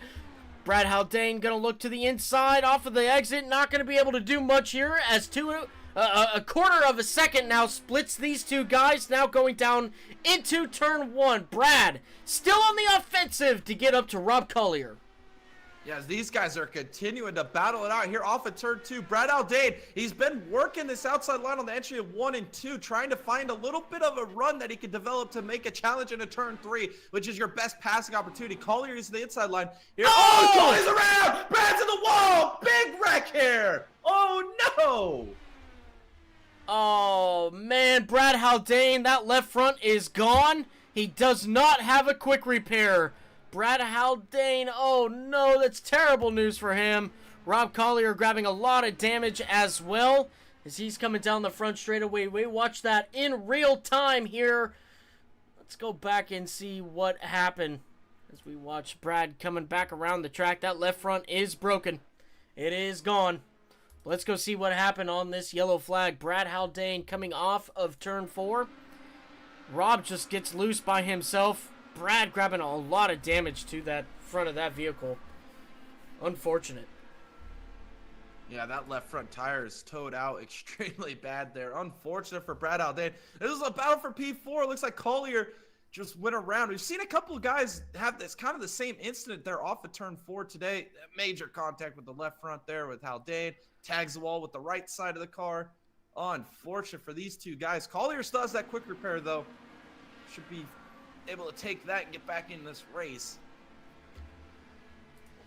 We'll see what happens to Brad here. He's got lots of damage to that number 39 machine. He comes down into turn 3. It's going to take a little bit to repair that. See maybe a little bit of wandering there by the 39. Rob Collier still back here in P11 at the moment. Of course, Brad coming down pit road. Takeshi diving on down to pit road, faking out some others. Jeff Wupker getting faked out there. Steven Ritters, Richard Swindell, Javon electing to stay out. Steven Downton electing to stay out. Brad, Corey, Kevin, Drew, and Rob all coming down pit road. This is a pretty evenly matched setup that we got here with the guys coming down pit road and the cars staying out. It's going to get interesting. Yeah, that was an interesting call there by Takeshi Kita to come down pit lane. That's a little surprising. I didn't expect that. We just made those pit stops, but here he comes off of pit lane. He should win this race off pretty easily. He does. You see the quick repair go up there on the 02 car as well. And then Corey Kobe off pit lane. Here comes Waylon off in P3. It's Haldane's still on pit lane, getting that work done to that race car. So we can get some repairs to get back in contention here. Yeah, it might take a little bit to get that car back healthy. It's Drew Hopkins now coming out of his pit box as well. We'll see what comes of Brad. Brad, unfortunately, already using his quick repair early in this race, and now finding himself on pit road after an unfortunate incident with the car spinning out in front of him, and now without a quick repair. So he's either gonna sit there and get some repairs done to that car, might just call it quits. It's just over halfway on this race, and we still got lots of racing left to do, Jay. Yeah, it's kind of turning into a race of survival here a little bit, Tom. You've seen some strategy all over the place. A little bit of incidents that have put people in a quick repair opportunity or maybe lose a little bit of track position. It's just been an interesting race from start to finish. Wubker's now going to retake the lead here. Ritter's now here in this P2 position. I think this is the thing that Wubker wanted to see, though, because he was losing a lot of time to Takeshi Kita out front. Once Takeshi had the lead, he just started opening that gap with that long-run car of his. But now that he's going to be restarting P6, can he get back to the front of this field? It's going to be interesting to see what Takeshi Kita could do here. Corey Kobe, though, he's put together a great race as well down there in that P7 position. We'll see if he can climb back through the field. He was making some great moves there on that last stint. We'll see if he can continue to move his way through the field.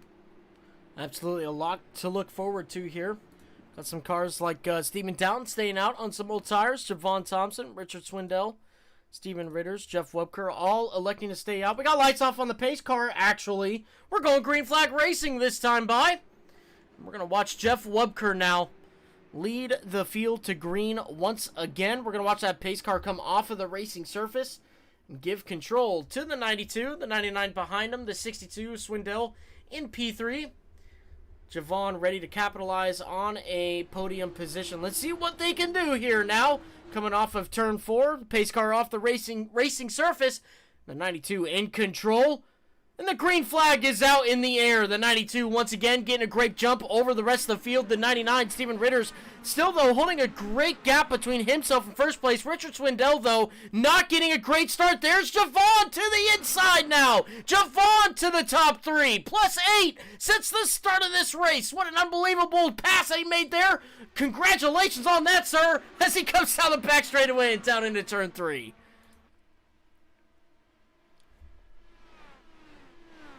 Here comes Steven down to the outside, side by side with Swindell. He's trying to make the move. He does have to pay for. Great move there by Steven Down. And now we're going to see what Takeshi Kita can do. He's lurking back here at P6 behind Swindell as well as Corey Kobe there in that P7 position. As we're seeing lots of moves on this restart. Lots of guys swapping positions. As here comes Corey Kobe with a big run here on Takeshi Kita. Corey Kobe now licking his chops, trying to get to the inside of the 64 through 3 and 4. Looks like the 62 may be a little bit slower now coming off of turn 4. You can see here comes Corey Kobe. Corey Kobe's looking. He's not going to make anything happen as the 64 seems to be stuck behind these slower cars in front of him. Can't do much with it as Corey Kobe's looking to take advantage of that behind the 64 as he gets real close to the wall there off of turn 2. Corey Kobe still looking to make a pass as we got a little bit of battlings happening here. Here comes Takesha. Holy cow, look at him go. Takeshi Kita off of turn 4 now, not going to be able to make anything happen there. Here comes Kobe now across the start-finish line and down into turn 1. Wow, this is a fantastic race. And look at Takeshi Kita really working this outside line. But here comes Kobe. He's trying to make a move. Steven's going to go around the outside of Javon. Down's up to P3 now. Unbelievable working this outside line. Javon maybe challenge back here into turn 3. He's going to take it to the outside. Trying to carry this momentum here off of turn 4. Can he develop something here? As you see, it looks like Corey Kobe to the inside of Takeshi. There's so much going on right now. This is unbelievable racing here at Motegi. Great racing so far as Javon still trying to take the battle to Steven. Richard Swindell coming under attack by Takeshi Kita as they come off of turn 2. Now Takeshi real close to the rear bumper. Here he comes to the inside now down the back straightaway and down into turn 3. They're going to go side by side, wheel to wheel here now in 3 off of turn 4 now. Takeshi, he is now in that P5 position, fighting himself back into the top 5. We got a car down pit road at the moment. Drew Hopkins, who's come down and is sitting in his pit box, but looking at this battle going on right now, your closest battle on track right now, though, that's Rob Collier and Corey Kobe. Yeah, this is a great battle. Collier got that quick repair back here in the P8 position, trying to climb back through the field here. He's behind Corey Kobe, who is chasing down Swindell here. Look at Kobe to the inside of Swindell here off of turn 4. He's going to be side by side, wheel here. Here comes Takeshi Kita to the inside of Javon Thompson. Takeshi up to the P4 position. He gets by Javon. Unbelievable here by Takeshi Kita here on lap 95. Coming down off of turn 2 now. These guys continue to battle it out. Takeshi's going to have a little bit of clean air here to do a little bit of work with the car in front of him. Maybe he can catch back up to him as Corey Kobe now finds himself going around Swindell on the inside. Swindell is going to fight back on the inside. A little bit of a crossover move. Let's see what the 62 can do here. Going into turn 1, not going to be able to do anything. the 86, excuse me, holding on to that P6 position, now looking and seeing if he can pass Javon Thompson in front of him as that gap just ever so slightly decreases, going down into turn 3 now. Looks like the 86 is going to use a little bit of a similar line to Javon Thompson off of turn 4, and they're coming down the front straightaway. He's going to get a run. Here he comes to the inside now, down into turn 1. Yeah, side by side, there's a battle for the P5 position. It looks like Corey Comey's going to make the move on Javon. The newer tires there for Corey Comey really coming into play here off of turn 2. Looks like Collier got by Swindell as well. He's up to the P7 position as he's going to try and run down Javon Thompson now into turn 3. See if he can close this gap down. Oh, he gets a little tight there. Real wide exit here off of turn 2. Oh my goodness, look at Collier. As here comes Waylon now. He's going to try and challenge with Swindell here. This is for P8. Coming down into turn 1 now, the 42 looking to the inside. He looks like he is going to take that position. Richard Swindell now back down to P9 as they come off of turn 2. Might seem the 62 might get a little bit of a run here. It's not going to be enough as they come down the back straightaway into turn 3. The 42 is going to hold strong onto that P8 position. Javon now going to be coming under attack by Rob as they come down the front straightaway. Here comes Rob to the inside across start finish line and down into turn 1. Rob's going to take that position with ease as now Takeshi Kita up front here has caught Steven Doughton. Let's see how long it takes for this 64 to get around the 09. Yeah, these fresher tires on the 64 car, the older tires there for Steven Doughton. Let's see if Takeshi Kita can close this gap. He's got it down to half a second now off of turn 4. See if he can get a massive run here developed where he can take the fight here to Steven Doughton. He's going to go back to the outside, roll through 1 and 2, carry as much speed as he can. Steven Doughton used a little bit of that outside line. It's down to 4/10 of a second here off of turn 2. Here comes Takeshi Kita, reeling in Steven Doughton. Last time by, pretty identical lap times by Steven Doughton and Takeshi Kita. Only 1/100th of a second split these two drivers off of turn 4 now. We're going to see what that looks like here. If it's anything of significance. Last time by, 3/100ths of a second split these two guys. So Takeshi might be having a little bit of a harder time to get back to the rear bumper of the 09. As we're going to go and do our little bits of what you may call a full throttle segment here at Motegi. Full throttle coming your way here to watch a little bit of the race here.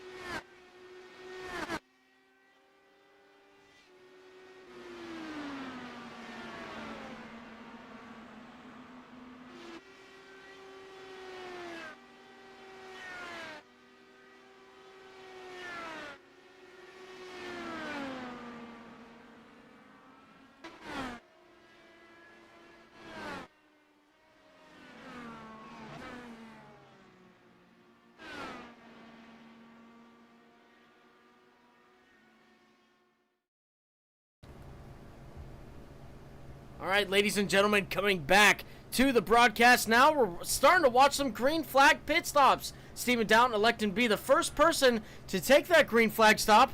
We'll see how that works out for him as we're getting up here to just about 50 laps to go here as Jeff Webker now comes down into turn 1. If you look at the top right-hand side of your screen, you're going to be able to see where everybody is out on track. Stephen Downton still down pit road. You can see that he's in the P9 position. That number 9 is indicating that that is Stephen Downton now coming back out on track. As you can see, he's going to lose maybe 2 laps here. It's going to be very close. No, it's not. He's just going to lose 1 lap here as he comes off of pit road and back onto the racing surface. Jeff Webker still holding on to the lead of this race. Steven Ritter's not too far behind him. Yeah, it's going to be interesting to see if when these guys in the lead here decide to make their pit stop. We see Stephen Downton, him, Javon, as well as Ritters and Webker all on that same little pit strategy here with staying out on that last car. See when these guys decide to make their pit stop as Webker has opened up a nearly 2-second lead here on Ritters, really putting together the pace here on this long run. A little surprising. We haven't really seen him have that long run speed all night long, and here he is making it happen right now on these older tires. It's Takeshi Kita back up to that P3 position. He is 3 seconds behind Ritters. Let's see if he can close this gap with a little bit newer tires than the guys out in front. Right. As they come across start finish line now, getting ever so closer to the end of this race. Steven Ritter's in P2, Takeshi Kita still in P3 back here. Corey Kobe in P4, Rob Collier rounding out your top 5 right now. Kevin Whalen in P6, Richard Swindell in P7, Javon now in P8. Last car on the lead lap. So you can see on your track map there, the leader and P8, Jeff Webker down pit road. Here it is, your race leader getting down pit lane.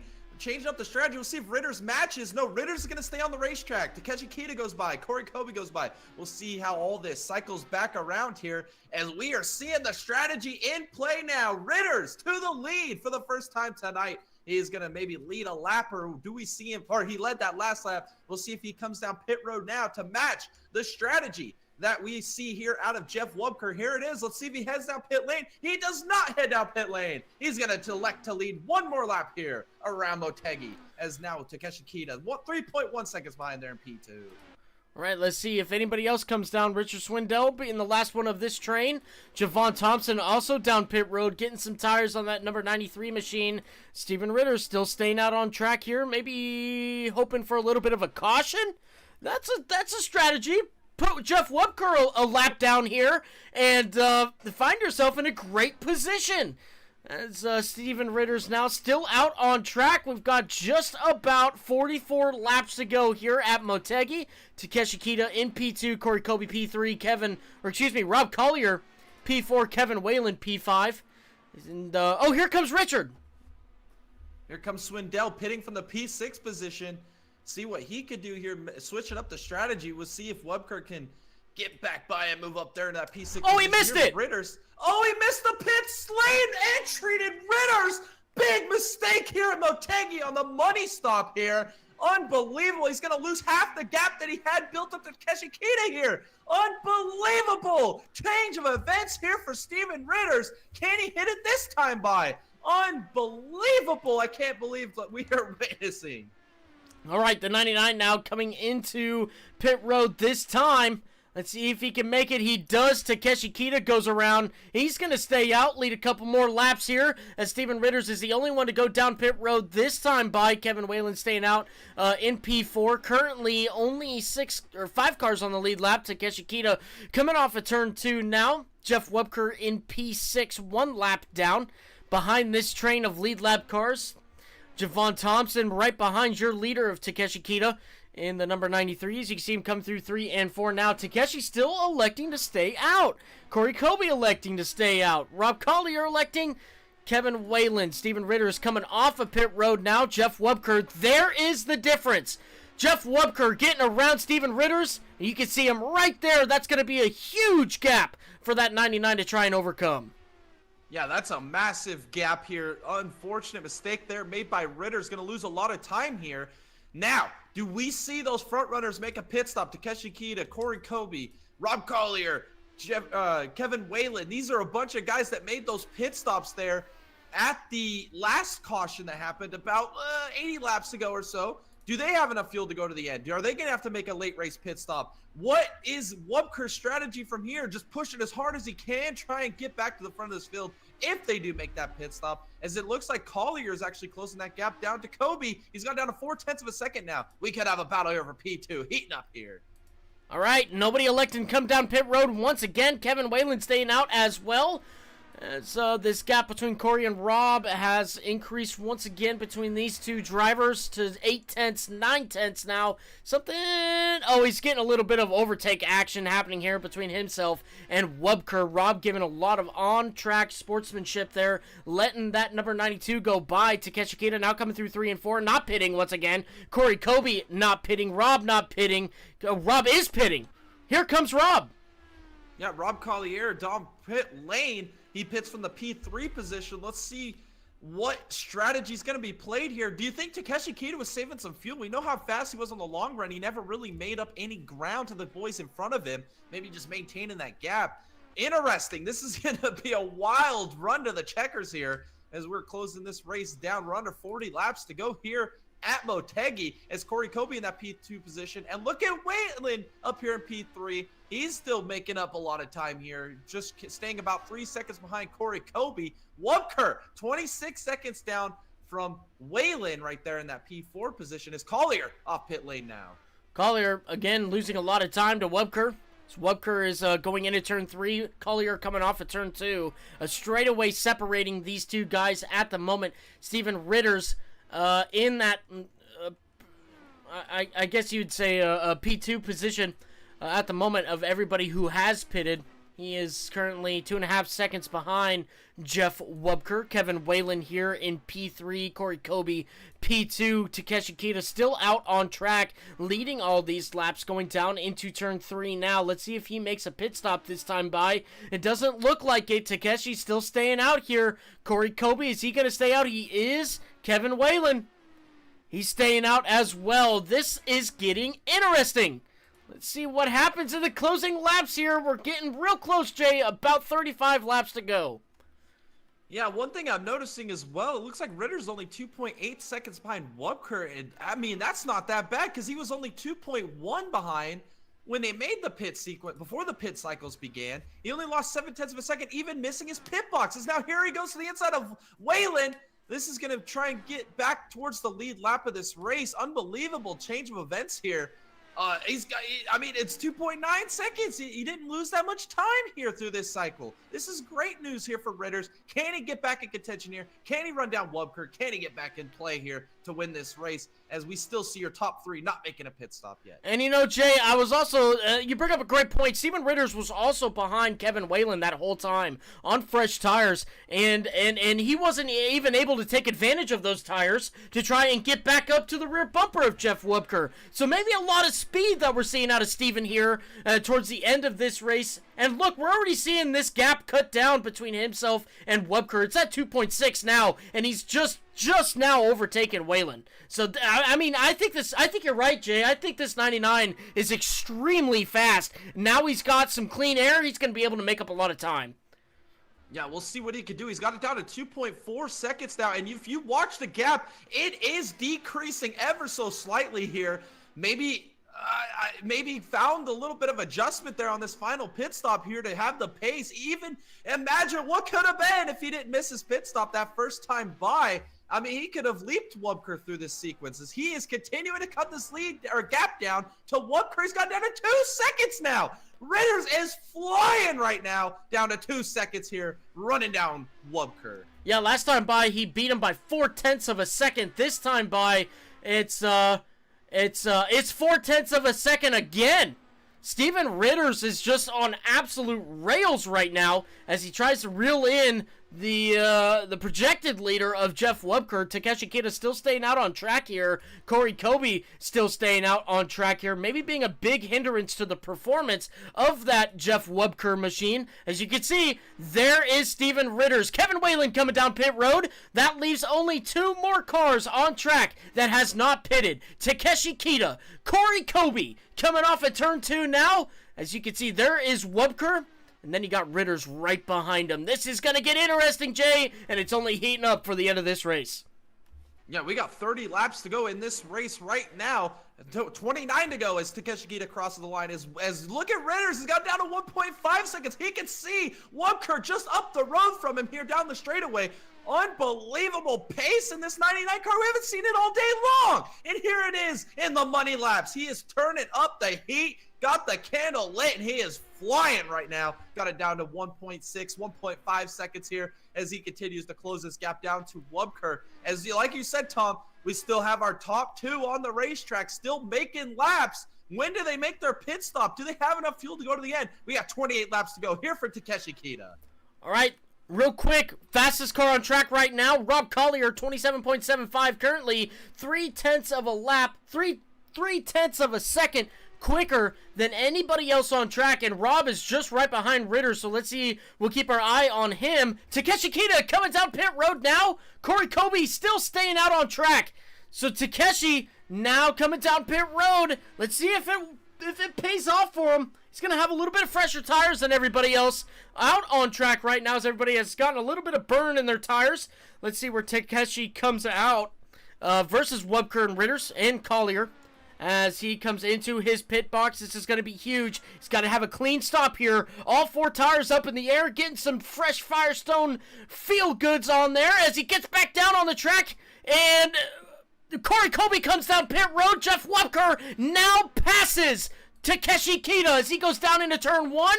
There's Steven Ritters. Takeshi Kita currently P3 at the moment. Rob Collier, there he is, now coming through turns 1 and 2. What does Takeshi Kita do? He's going to stay out in front of him for now. Coming down the back straightaway. Rob Collier looking to the outside. No! Takeshi, he's going to stay out front. Oh, Rob, look at that send! Unbelievable! Holy cow! Where did he come from? Takeshi now is going to have to battle with the the 02. Corey Kobe now getting past as Takeda now goes back to the inside as he makes the pass on Collier very easily there. Fresh tires for the 64 off of turn 2. Unbelievable there by Collier. But here it is. The race is settled down. We got 25 laps to go to the checkered. Ritters has got it down to a second behind Wubker. Takeshi Kita 1.7 behind Ritters. This is unbelievable! The race is playing out to be fantastic. 25 laps to go. Who's gonna win? Unbelievable. Look at Takeshi Kita. He is just eating away at the gap behind Ritters. He's got it down to 1.3. It's these three boys gonna be duking it out for this race win. 25 to go. 7/10 of a second faster than Steven Ritters last time by, than Jeff Wubker last time by. Takeshi Kita, he's gonna make it interesting. What happened there? I don't know, but Takeshi Kita, everybody keeps it straight there. Javon, the 64 now looking to the outside of Javon Thompson on the outside of him. Let's see if he can keep it straight here off of turn 2. He just glides right by him. It's like slicing through butter with a hot knife. It doesn't matter. Takeshi Kita coming down the back straight away and into turn 3. He's already caught Ritters. A half a second, 4/10 of a second. He's just continuing to catch him off of turn 4 and down the front straight away. Look at Takeshi Kita. He's already right here. 4/10 of a second behind Ritters. He can see him right there in front of him. Down here into turn 1. Here comes Takeshi Kita. Ripping the outside line. He's going to get a massive run here off of turn 2. Here comes Takeshi Kita. He's going to close right to the rear wing of Ritters. He's going to go to the outside. Here he comes. Rolling the momentum here off of turn 4. He's going to try to make a move here on Ritters. He's going to fall back in line. A car like behind. Headed for turn 1. 2.5 seconds completely annihilated by the 64 all the way down to a 10th of a second as he's looking to the outside. There he goes to the outside of the 99. He takes it. Takeshi Kita up into P2 coming down the back straight away, setting his sights on Jeff Wubker. 1.5 seconds in front of him through 3 and 4, and look at the time he gains. 1.3 seconds now off of turn 4 across the start finish line. He's got him in his front sight picture. He's ready to go. Take it to him. Here he comes, Takeshi Kita. 1.2 seconds now. Unbelievable. Off of turn 2, down the back straightaway, and it's down under a second now. Here he comes, down into turn 3. Get out your fishing pole, Takeshi Kita. Start reeling in Wubker. He's got it down under a second as we come to the Digga Boys. 20 to go here at Motegi. Motegi. Look at Takeshi Kita down to 0.8 of a second down here in turn 1. Webker, he can see him growing in his rear view mirrors. 0.7 of a second. Takeshi Kita on an absolute tear, a mission. He is trying to get it done here tonight. 0.6 of a second. That gap is just absolutely dissolving. Let's look at him go here to turn 3. He's going to close this gap even more. Here we go. 19 laps to go. It's Takeshi Kita reeling in Jeff Webker. 0.5 of a second. He's got it down to a half second. Going into turn 1, all throttled, no brakes. Coming up to the rear of the 92. Off at turn 2. Now he's going to get a great run. Look at him go. 0.4 of a second. Down into turn 3. He's going to look for 0.3 of a second. He's going to open up that gap just a little bit. Trying to get a great run off of turn 4. Look how much time he's gaining there. In the 0.4 second range now. Coming across the line. 0.3 of a second between the leader and Takeshi Kita. Now going through turns 1 and 2. You can see him. He's getting real close to the rear bumper of the 92. Off of turn 2 down the back straightaway. He's got to run. Here comes Kita now down into turn 3.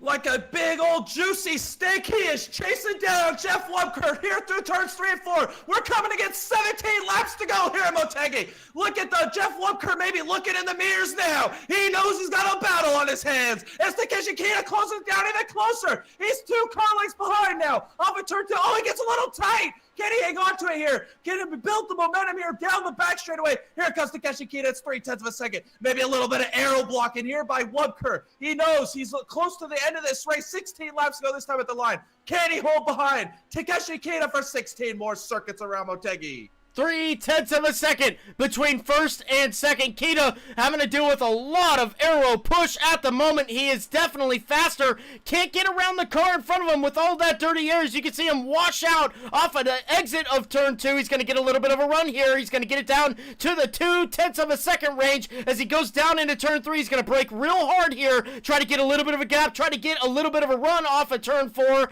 As you can see, a little bit of a lower exit there off of turn 4, coming down the front straightaway and down into turn 1. He's going to try to make this wide open here, but with that aero push, he's going to have to lift a little bit off of turn 2 now. He's going to grab a little bit of a run here. Something's got to give here, Jay, in order for Kita to get around Webker. That aero push is just too much for the 64 now through 3 and 4.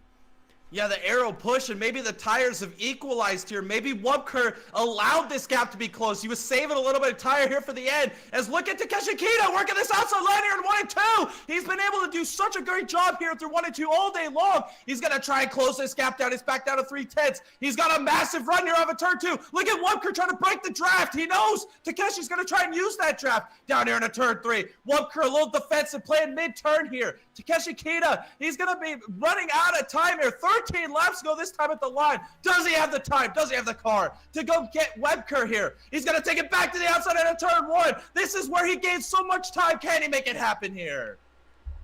Through 1 and 2, now off of turn 2. Oh, man, Webker real close to the wall. Kita real close to the wall. He's going to run. He's going to look here into turn 3.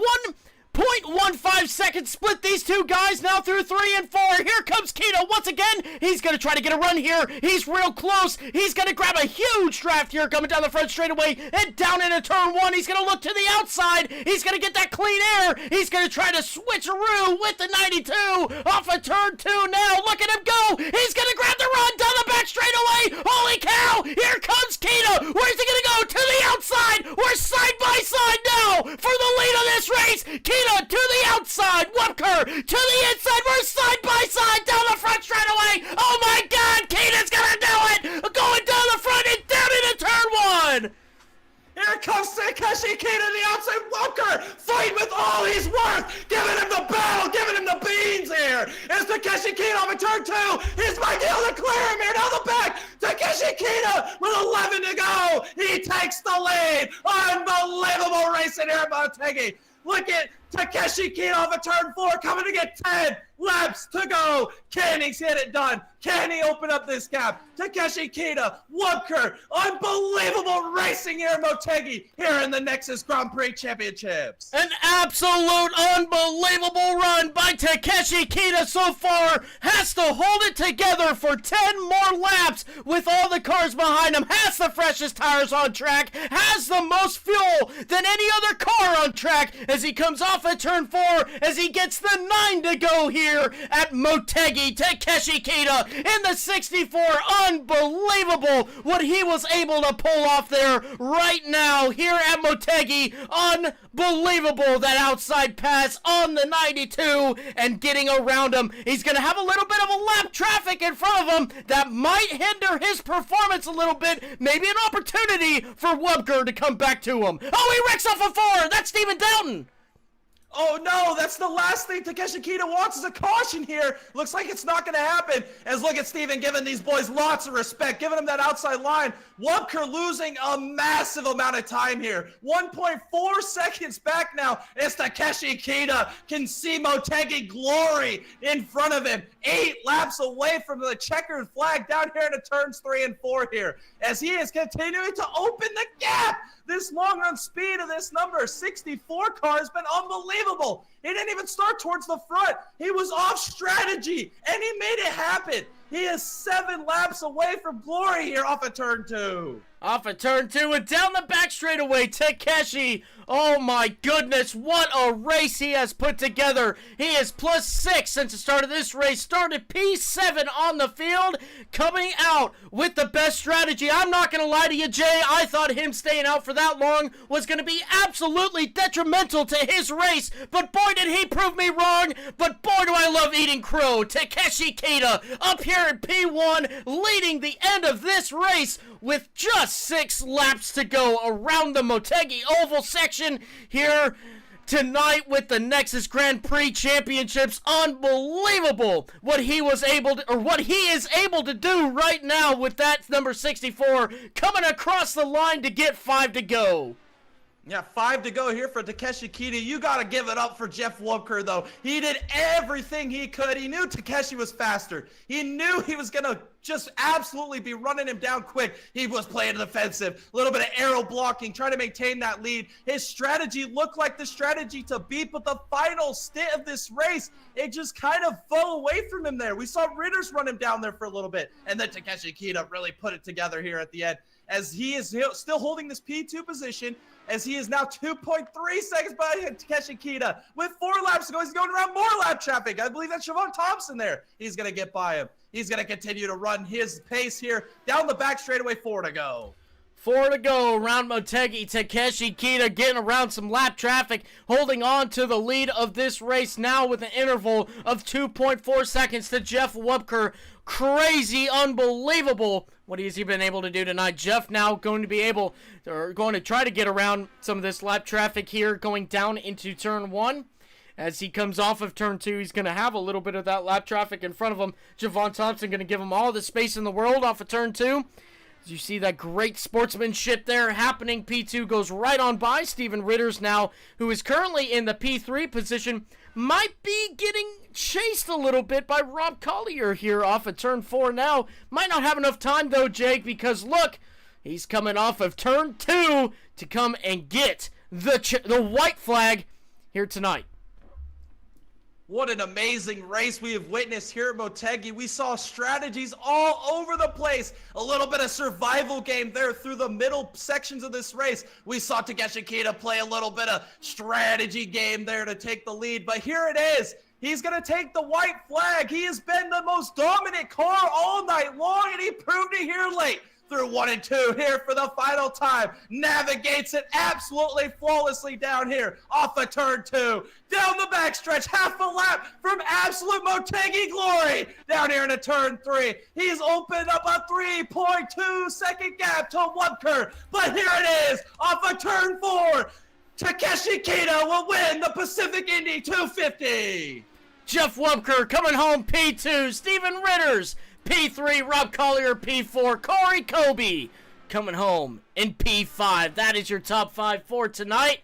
Kevin Whalen coming home P6. Richard Swindell coming across the line for P7. Stephen Downton coming home P8. Javon Thompson 9th. Drew Hopkins P10. But what about Takeshi Kita? Unbelievable what he was able to do in that number 64 tonight. Unbelievable. Getting that 3.2 second gap to second place at the end of the race. Wow. Unbelievable. I said it at the top. I said he impressed me a ton last race at Phillip Island. He had incidents and trouble, and he recovered all the way back up to a top 5 position. I said at the top, watch out for Takeshi Kita. Keep your eyes on him, and holy cow, did he put a race of the century together here tonight. Strategy and all off sequence, and still made it happen. I can't believe that last stint there worked the way it did for him. I thought, like you said, Tom, he was in a detriment there, waiting so long to pit, and they proved us all wrong. He just put it on these boys tonight. What a race. What a race by our top 3. Wubka Ritters. Unbelievable race they put together as well to get there in the top 4. Or top 3. Unbelievable. Absolutely. As we have seen these guys take the checker flag, Takeshi Kita going ahead and getting the race win for tonight. We're going to wait for these guys to get into the chat and see if we can get a little bit of an interview with them. As look at this, we've got the race winner with us tonight, Takeshi Kita in the number 64. Congratulations on your race win. This is Thomas and Jay in the booth. You got a copy? Thank you, guys. Glad to be here. Yeah, Takeshi! What a phenomenal, awesome pit strategy that you had at the end there. You get into the pit box, you go all the way down to P4, you work your way through Steven Ritters, you get up to Jeff Wubker, and wow, what a battle. Tell us a little bit about what was going through your head, what you were feeling on track, especially trying to get around that 92 car. Oh, well, Jeff had a really good defense. It was really hard to overtake him. I had to gamble on the pit strategy, and it worked out. I don't know what to say. I'm excited about this stock. Yeah, I'm excited too. That was a hell of a pit call strategy there. Awesome, awesome. But look, you get around Jeff Wubker, you hold it together for the end of the race, you come home P1. What's it like winning here at Motegi with the Nexus Grand Prix Championships? I know you come out here every week, you run great races, but little things here and there kind of compromise your race, but not tonight. Tonight, you absolutely capitalize on the race. You get some great strategy. You win. Just, what's it like to win? It's awesome. What can I say? I almost never win, so this is very good. This is very nice. It feels really good. Awesome. Awesome. Well, look, Takeshi, congratulations on your win tonight. I'm going to hand you off here to Jay. Jay might have a few questions for you, but congratulations on your win. And Jay, take it away. Yes, Takeshi, perfect race here tonight. You are so fast, so fun to watch, an amazing race car driver. Who do you have to thank for your performance tonight? Well, to my team, Atomic Racing, this guy helped me a lot with the setups, and they support me a lot. So thanks to these guys. Absolutely. Big shout out to those guys. Congratulations once again, Takeshi. Phenomenal drive. Actually, I do have one more question for you. Am I pronouncing your first name right? Perfectly. Say it again. Perfectly. You said it right. Oh, okay, perfect. Awesome. Yes, the first time I got it right. I get everybody's name wrong. Just a little bit of backstory there. Everybody's name wrong, but not you, Takeshi. You the man. Congratulations on your win tonight. And Takeshi, we sincerely hope to see you in the next one. Thank you, guys. All right, that was your race winner for tonight. What a great interview there. Takeshi coming out here, getting the checker flag. Let's bring down your P3 runner for tonight. Actually, let's go P2. Jeff Wubker in the number 92. Jeff, this is Thomas and Jay in the booth. You got a copy? Yeah, I got a copy. I even see you here. That's pretty fancy. Yeah, you know, We got them Walmart camcorder deals. I don't know what the heck to call them. But Awesome, it works. That's all that matters. Talk streaming cams. Yeah, right. But look, a phenomenal race that just played out there tonight. Look, you had a freaking fast car. The 92 was on absolute rails all race long. You were almost at the point of putting a clinic on. Maybe a little bit of pit strategy happening there at the end where maybe you just lost out just a little bit there to Takeshi. But tell me, there towards the end of the race, what more did you need to go on the defensive against Takeshi to hold on to that P1? The problem is the track was getting a little slick, and I don't know. I think he had some fresher rubbers on than I did. We were on a different pit cycle, but nonetheless, even still, he just shot by me like a cannon. I mean, a cannonball. I couldn't believe it. I think he was saving something, to be honest with it. There's a little something, and I gotta tell you, it had to be a little boring because the front runner was clean air, was just absolutely on a rail. I mean, 2/10, 3/10 a lap faster. But even for some reason, when I had that clean air, Takeshi, I was shocked, to be honest with you. So I congratulate him. Hats off. And you guys, I just want to tell you, you guys make this league fun. You're the most exciting broadcasters in iRacing. I'm just gonna put it down that way. I love it. Thank you so much for those kind words. But look, that's what made this race so cool, so fun to watch, was there at the end. We saw the 92 being extremely defensive of that first place position, and then Takeshi to use that outside line and finally make a pass on the first place driver late in the race. To me, that was just mind-blowing to see that, and you kind of touched on it yourself. He must have absolutely been saving something all race long, not showing his hand, sandbagging something. I mean, because that was, and I'm not taking away from your race at all, Jeff, because you ran an amazing race, but that was, I mean, I actually run a lot of iRacing, especially on the open wheel side. That was impressive. I gotta tell you, buddy, I've been a member since '08, and you're very close to me. I think that was, well, congratulations. We're both supporting iRacing very well. Yeah, right.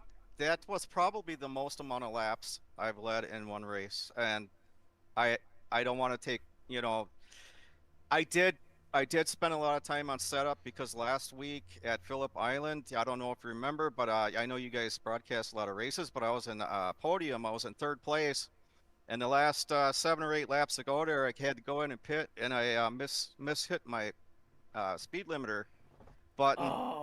Yeah, I got a 40-second penalty on the last 7 laps. But so I was determined to do well this race. That ticked me off so much, and I spent a lot of time this week setting my car up, so that played a big role in it. Yeah, absolutely. I mean, it showed. You put a lot of time into this. You made a lot of laps on track before the race. Again, it absolutely showed.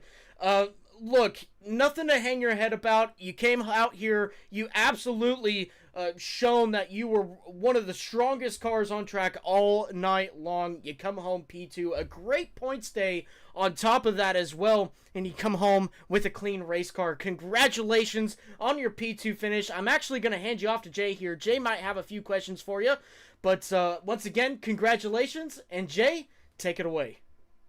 Yes, Jeff. First off, I want to thank you, because we can only be as exciting as what awesome racing you great drivers provide us to watch. So, I mean, all night long, you were so fast. You were battling with Rob earlier in this race. You battled with Takeshi at the end. I mean, all night long, you were one of the front runners. So much fun to watch. Great drive here tonight for you. I appreciate that, guys. And at least we had some pit strategy, some green pit stops there, so it made it a little exciting there. And some tire strategy played out, and at the end there, when Takeshi, I battled him as hard as I could, but I didn't want to lose grip because it's real easy to do here. You probably saw a lot of tail end spins here. Yeah. Yeah. Coming out of 3 and 4, it's very slippery there when you accelerate. But yeah, I appreciate it, guys. Yeah. My final question for you, Jeff, is who do you have to thank for this awesome performance here tonight? Well, sometimes my cousin Sherry watches back home, so I'll give some kudos out to Sherry. Awesome. Well, huge shout out to Sherry. Thanks for coming out here, supporting Jeff, watching our broadcast. We truly appreciate it. Jeff, we truly appreciate those really kind words you said about us. We really, really do appreciate that. We appreciate you coming out here. And go ahead. You guys are animated, man. Oh yeah. I don't want to pick on the guy that crashed last week, but you with that NASA thing, man. I was like, what the heck? I felt for who that was, man. I did, man. But that was crazy. That must be a record. That's got to be a iRacing record. Oh man. Look, we might just send that into the iRacing top 10 or not top 10. I don't know. I think it qualifies for both of them. I thought about that. I thought about that too. Well, I saw one where a guy flipped down the straightaway at Indianapolis, and I saved it because he landed in his pit stop on a crash. holy cow. Like in the exact. Yeah, he tumbled over the wall and landed straight ahead, like got pit service. That's awesome. Okay. Well, you know what? I kind of hope we see that. Yes. Yeah, I done that too. Well, congratulations once again here tonight, Jeff. A great performance you put on. And, Jeff, we sincerely hope to see you in the next one. Okay, once again, you guys keep it up. I know you guys don't make a lot of money doing this, and it's a lot of it's just fun. But you guys keep up the good work. Thanks. We do this for fun. We do it for, we truly enjoy this. So, we're happy that you're happy. Actually, this is pretty awesome. Yeah, you guys make it entertaining. I even watch some other races. It's just to listen to you guys. Anyway, you guys take care. All right. All right. We'll see you, Jeff. All right, that was P2 for tonight. Let's go ahead and bring down our P3 finisher for tonight. As we kind of got...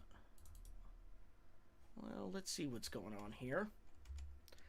Yeah. All right, let's bring down Steven Ritters. Steven, this is Thomas and Jay in the booth. You got a copy? I got you. Got me? Yeah, Steven, once again, you're coming out here, getting yourself on the podium in that number 99 Arrow McLaren. What a great race you had tonight. A little bit of pit strategy happening at the end there, finding yourself in the top 3. A great race overall, nonetheless. But tell us a little bit about your race, what you had going on. Look, we had a little bit of hairy situations with a little bit of wrecks where you found yourself on the positive side of that. But just talk to us a little bit about the end of the race. What more did you need to get up to Wubker? What more did you need to get up to Takeshi? Excuse me. And were you scared about Collier coming up behind you? Well, to answer the first question, I probably needed a little bit more tires and no aero wash, since aero wash was pretty big here. Yeah. Once you get within a second, it's very difficult to get get some speed into the corner. And for that very reason, I wasn't really too worried about the guy behind me. Saying that, I had no idea Takeshi was going to zoom past me like he did. I don't think anybody did, brother. He's a good buddy of mine. I've been racing with him for years now, and I'm going to say it right now. I think there's some shenanigans going on, maybe some hacking or something like that. He had a really good race. It seemed like the aero wash wasn't affecting him as much as other cars, which I think was due probably to setup. Yeah, he had a good race. Yeah, Takeshi, absolutely. We kind of talked a little bit with Jeff about this. When he came by you guys and towards the end of the race there, it was actually quite impressive what that 64 was able to do. Even, I don't know if you saw the battle with Jeff and Takeshi there at the end, but that was impressive. Yeah, I was watching that from a distance, and I won't lie, I was kind of hoping that they come together. Tell you the truth, at the end of the day, I think that just Takeshi's setup allowed him to get some speed out of the corner. Maybe he had maybe a little bit more downforce, potentially. I don't know, but yeah, they seem to have a pretty good battle, and props to them for keeping it clean. Absolutely. A great race ran here tonight. Look, you find yourself in P3. You had a phenomenal comeback in the opening race. You had great races since then. You find yourself on the podium. Another great points night for yourself. How you feeling about the championship? You feeling pretty good? Pretty good. I mean, like, we got a lot of drop weeks here, and it's a long season, so you can't get ahead of yourself too early here. But the key to winning a race and winning a championship is consistency, and always being in the top 5, top 3 if you can. And being good at both ovals and street courses, and also just normal Grand Prix tracks. So, just gotta keep consistency and see what happens. Well, I think consistency is your name of the game. We consistently see you up here in the booth and having great runs on track here in the Nexus Grand Prix Championship Series. So, once again, congratulations on your P3. I'm going to hand you off to Jay here. Jay may have a few questions for you. But again, congratulations. And Jay, take it away. Yes, Steven, with the way you said, I mean, the consistency is the way to win a championship. Consistency at the end of these races. Your race victory is coming very soon with the pace that you have in this race car. So, with that being said, who do you have to thank for your performance here tonight? Thank my family back home in Montreal who's watching right now. Again, my wife, who graciously lets me waste 2 hours of my time down here in the basement on my rig. And yeah, my kids. That's about it. Well, huge shout out to your family, your wife, your kids for allowing you to come down here, giving us some great on-track content. We truly appreciate that. Thank you, Steven, for wanting to dedicate those 2 hours of your life to come over here and be broadcasted by two idiots here at the Dega Boys Broadcasting Network. And Steven, congratulations on your P3. And I think we will. I'm a betting man. I'll bet on it. But I sincerely hope to see you in the next one. Yeah, same here. All right. That was your P3 finisher for tonight. Steven Ritters. What a phenomenal job he did. As we go back here, and we'll get you guys a great look of what's going on towards the end of the race here. But Jay, unbelievable what we were able to watch tonight. We saw Aero Push, the name of the game tonight, as we saw everybody battling with that on track. Just unbelievable, really, what we saw. And Jay, some classic IndyCar racing that really had a twist to it tonight. Aero Push, Takeshi Kita conquering it and coming home with the checker flag. Oh my goodness. What a fantastic race here at Motegi. Like you said, Aero Push was the key tonight. We heard him at the beginning of the race when we were talking before the race started, before qualifying. They were talking about track position. They were all worried about the Aero Push.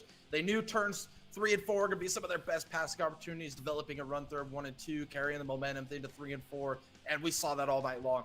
It was a little bit of a survival race, too. We saw some incidents early. Some guys had to take quick repairs, kind of changed the race, kind of flipped it up on its head. Jeff Wubker, unbelievable job. Started up front on the pole tonight with the pole time, maintained the track position all day, ran top 3 all day long. Then we see a little bit of strategy. Takeshi Kita fakes out the field, or tries to, comes down pit lane, has to fight back through the field again for a second time in this race. We saw him and Ritters, they didn't qualify up towards the front of the field. They drove through the field, really got to the other good end of that, showed the pace here tonight, unbelievable. And then we saw a Jordan Whiting NASA certification last race. I think we got a little bit reversed here. We got the afterburners on that 64 car here tonight. Holy cow, we're testing that speed on that 64 car. I mean, even Jeff said it, Steven said it. Unbelievable speed that he had around the outside. He went by those guys like they're standing still. I don't know what he did in that race car, what adjustments he made. Unbelievable race. He finds victory and glory here at Motegi.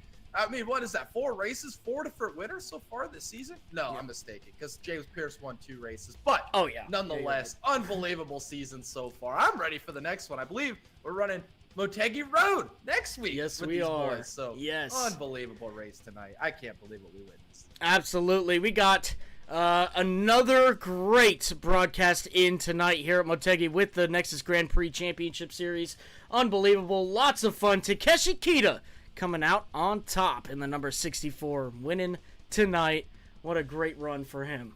Well, let's wind down this broadcast here a little bit, Jay. Lots to talk about. We've got our 1 year anniversary of broadcasting happening on Wednesday.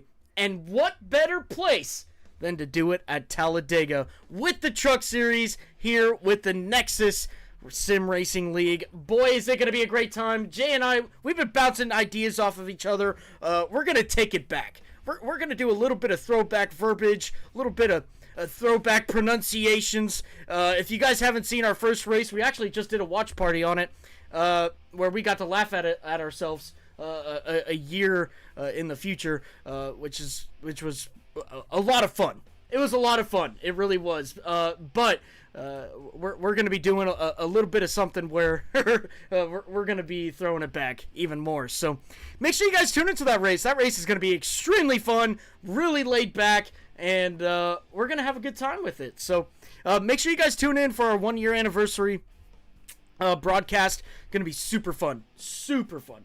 But also, with that being said, our schedule is jam-packed. We're going to be racing on Thursday. We're going to be racing on Saturday. We're going to be racing on Sunday. Monday. Podcast Tuesday.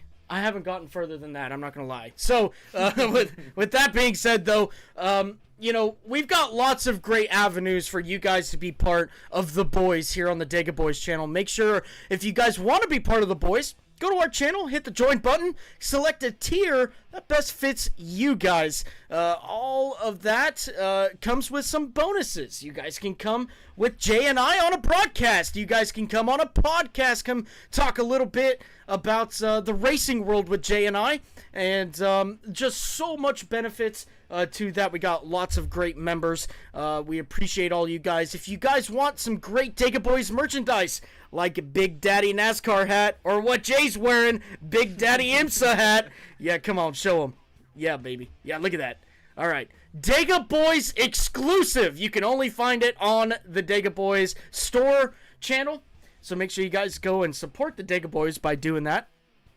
All the proceeds that go through our membership program, that go through our store program, goes right back into the channel to create better and more content for you guys. And so we truly appreciate everybody who has been a part of that. It means the world to us. Now, with that being said, I am going to actually hand it off to Jay here to talk a little bit about our podcast side. But before you do that, I got one more thing to say. One more thing. The Dega Games! We're coming up, baby! Look, if you go to the King of Camo channel on YouTube, they put up a freaking awesome promotion regarding that. Go watch their video. Go tell them in the comments. Go say hashtag Team Dega Boys. Go give us some support, baby, because Jay's got the championship trophy for that. I've got the loser's trophy. There's no way that Jay and I are gonna walk home with the loser's trophy. We're gonna take the dubs. Go to their video. Go to the King of Camo on YouTube. Go to their hype video and type in hashtag Team Dega Boys and show some support. That'd be great. Okay, Jay, take it away with the podcast side. Sorry, I had to say that. Yeah, no, you beat me to it there a little bit. But I was gonna say Tuesday we have another podcast, the Full Set Half-Ass Podcast, back at it again. We're gonna talk about this weekend's races at Richmond. Oh boy, do we got some stuff to talk about there, and as well as we're gonna talk about the races coming up this weekend at Martinsville for the NASCAR series, as well as the Japanese Grand Prix. Formula One's back again, and then yeah, I mean that's what we're gonna talk about. And a few more little segments we're gonna talk about it there as well. But then mark your calendars. Tom just talked about the Dega Games. We're gonna have another podcast with the King of Camo right here on this channel. Oh my goodness, we're gonna bring Nate and Ryan in. We're gonna have all four of us on here on cam. We're gonna be talking a little bit of smack, a little bit of trash talk. We'll be talking about the games. We'll be introducing everybody. It'll just gotta be a prelude to what to expect for the Dega Games. I'll be Friday, April 12th, right here on this channel. Make sure to tune in 8 p.m. Eastern time. Mark it on your calendars. It'll be a great time. Oh, I'm so excited for that, Tom. I'm so excited for Talladega. I fly out in 2 weeks from today. down to Georgia. Go hang out with Tom while we do the Dega Games. Week-long adventure. And if any of you guys are going to Dega, I'm telling you right now, come up and hang out with the boys. Come meet your favorite idiots on the internet right here at Talladega. So it'll be a great time. Hey, look, seriously, though, if you're going to Talladega, go to the infield, turns 1 and 2. We're smack dab in the middle, right next to the gate there, the tunnel. Excuse me. We're right next to the tunnel. We're actually on the road to the tunnel. So we're be extremely hard to miss. Seriously, you won't be able to miss us. So come in. If you're going to Talladega, come say hi to us. Come hang out with us. Have a couple beers. Maybe if it permits, because we don't really know, be on a podcast with us because we are going to be going live. So lots of stuff to look forward to. Really, really, really excited. The month of April cannot get better. Really, it's going to be great. So, with that being said, though, make sure you guys go check out our socials. We've got the links in the comments. We've got a great and thriving Discord channel. We've got Instagram, TikTok, Facebook, X. Make sure you guys go check all that out. Go follow us there. We truly appreciate everybody who came out in the comments tonight. It's Burn, Dallas Ewert, Mad Doug. Thank you for the great and kind words there. We truly appreciate it. Everybody who came out here, liked the stream, subscribed. We truly appreciate everybody who did that tonight. We truly appreciate it. We have grown quite the community, and it's great to see. I actually love it. It's so much fun. So couldn't have done it without you guys. Thank you so much. This has been another great broadcast here on the Dega Boys Broadcasting Network with the Nexus Grand Prix Championship Series. Thomas and Jay in the booth once again. But we'll see y'all. Actually, we'll see y'all tomorrow on the podcast. Once again, thank you guys so much, and we'll see y'all in the next one.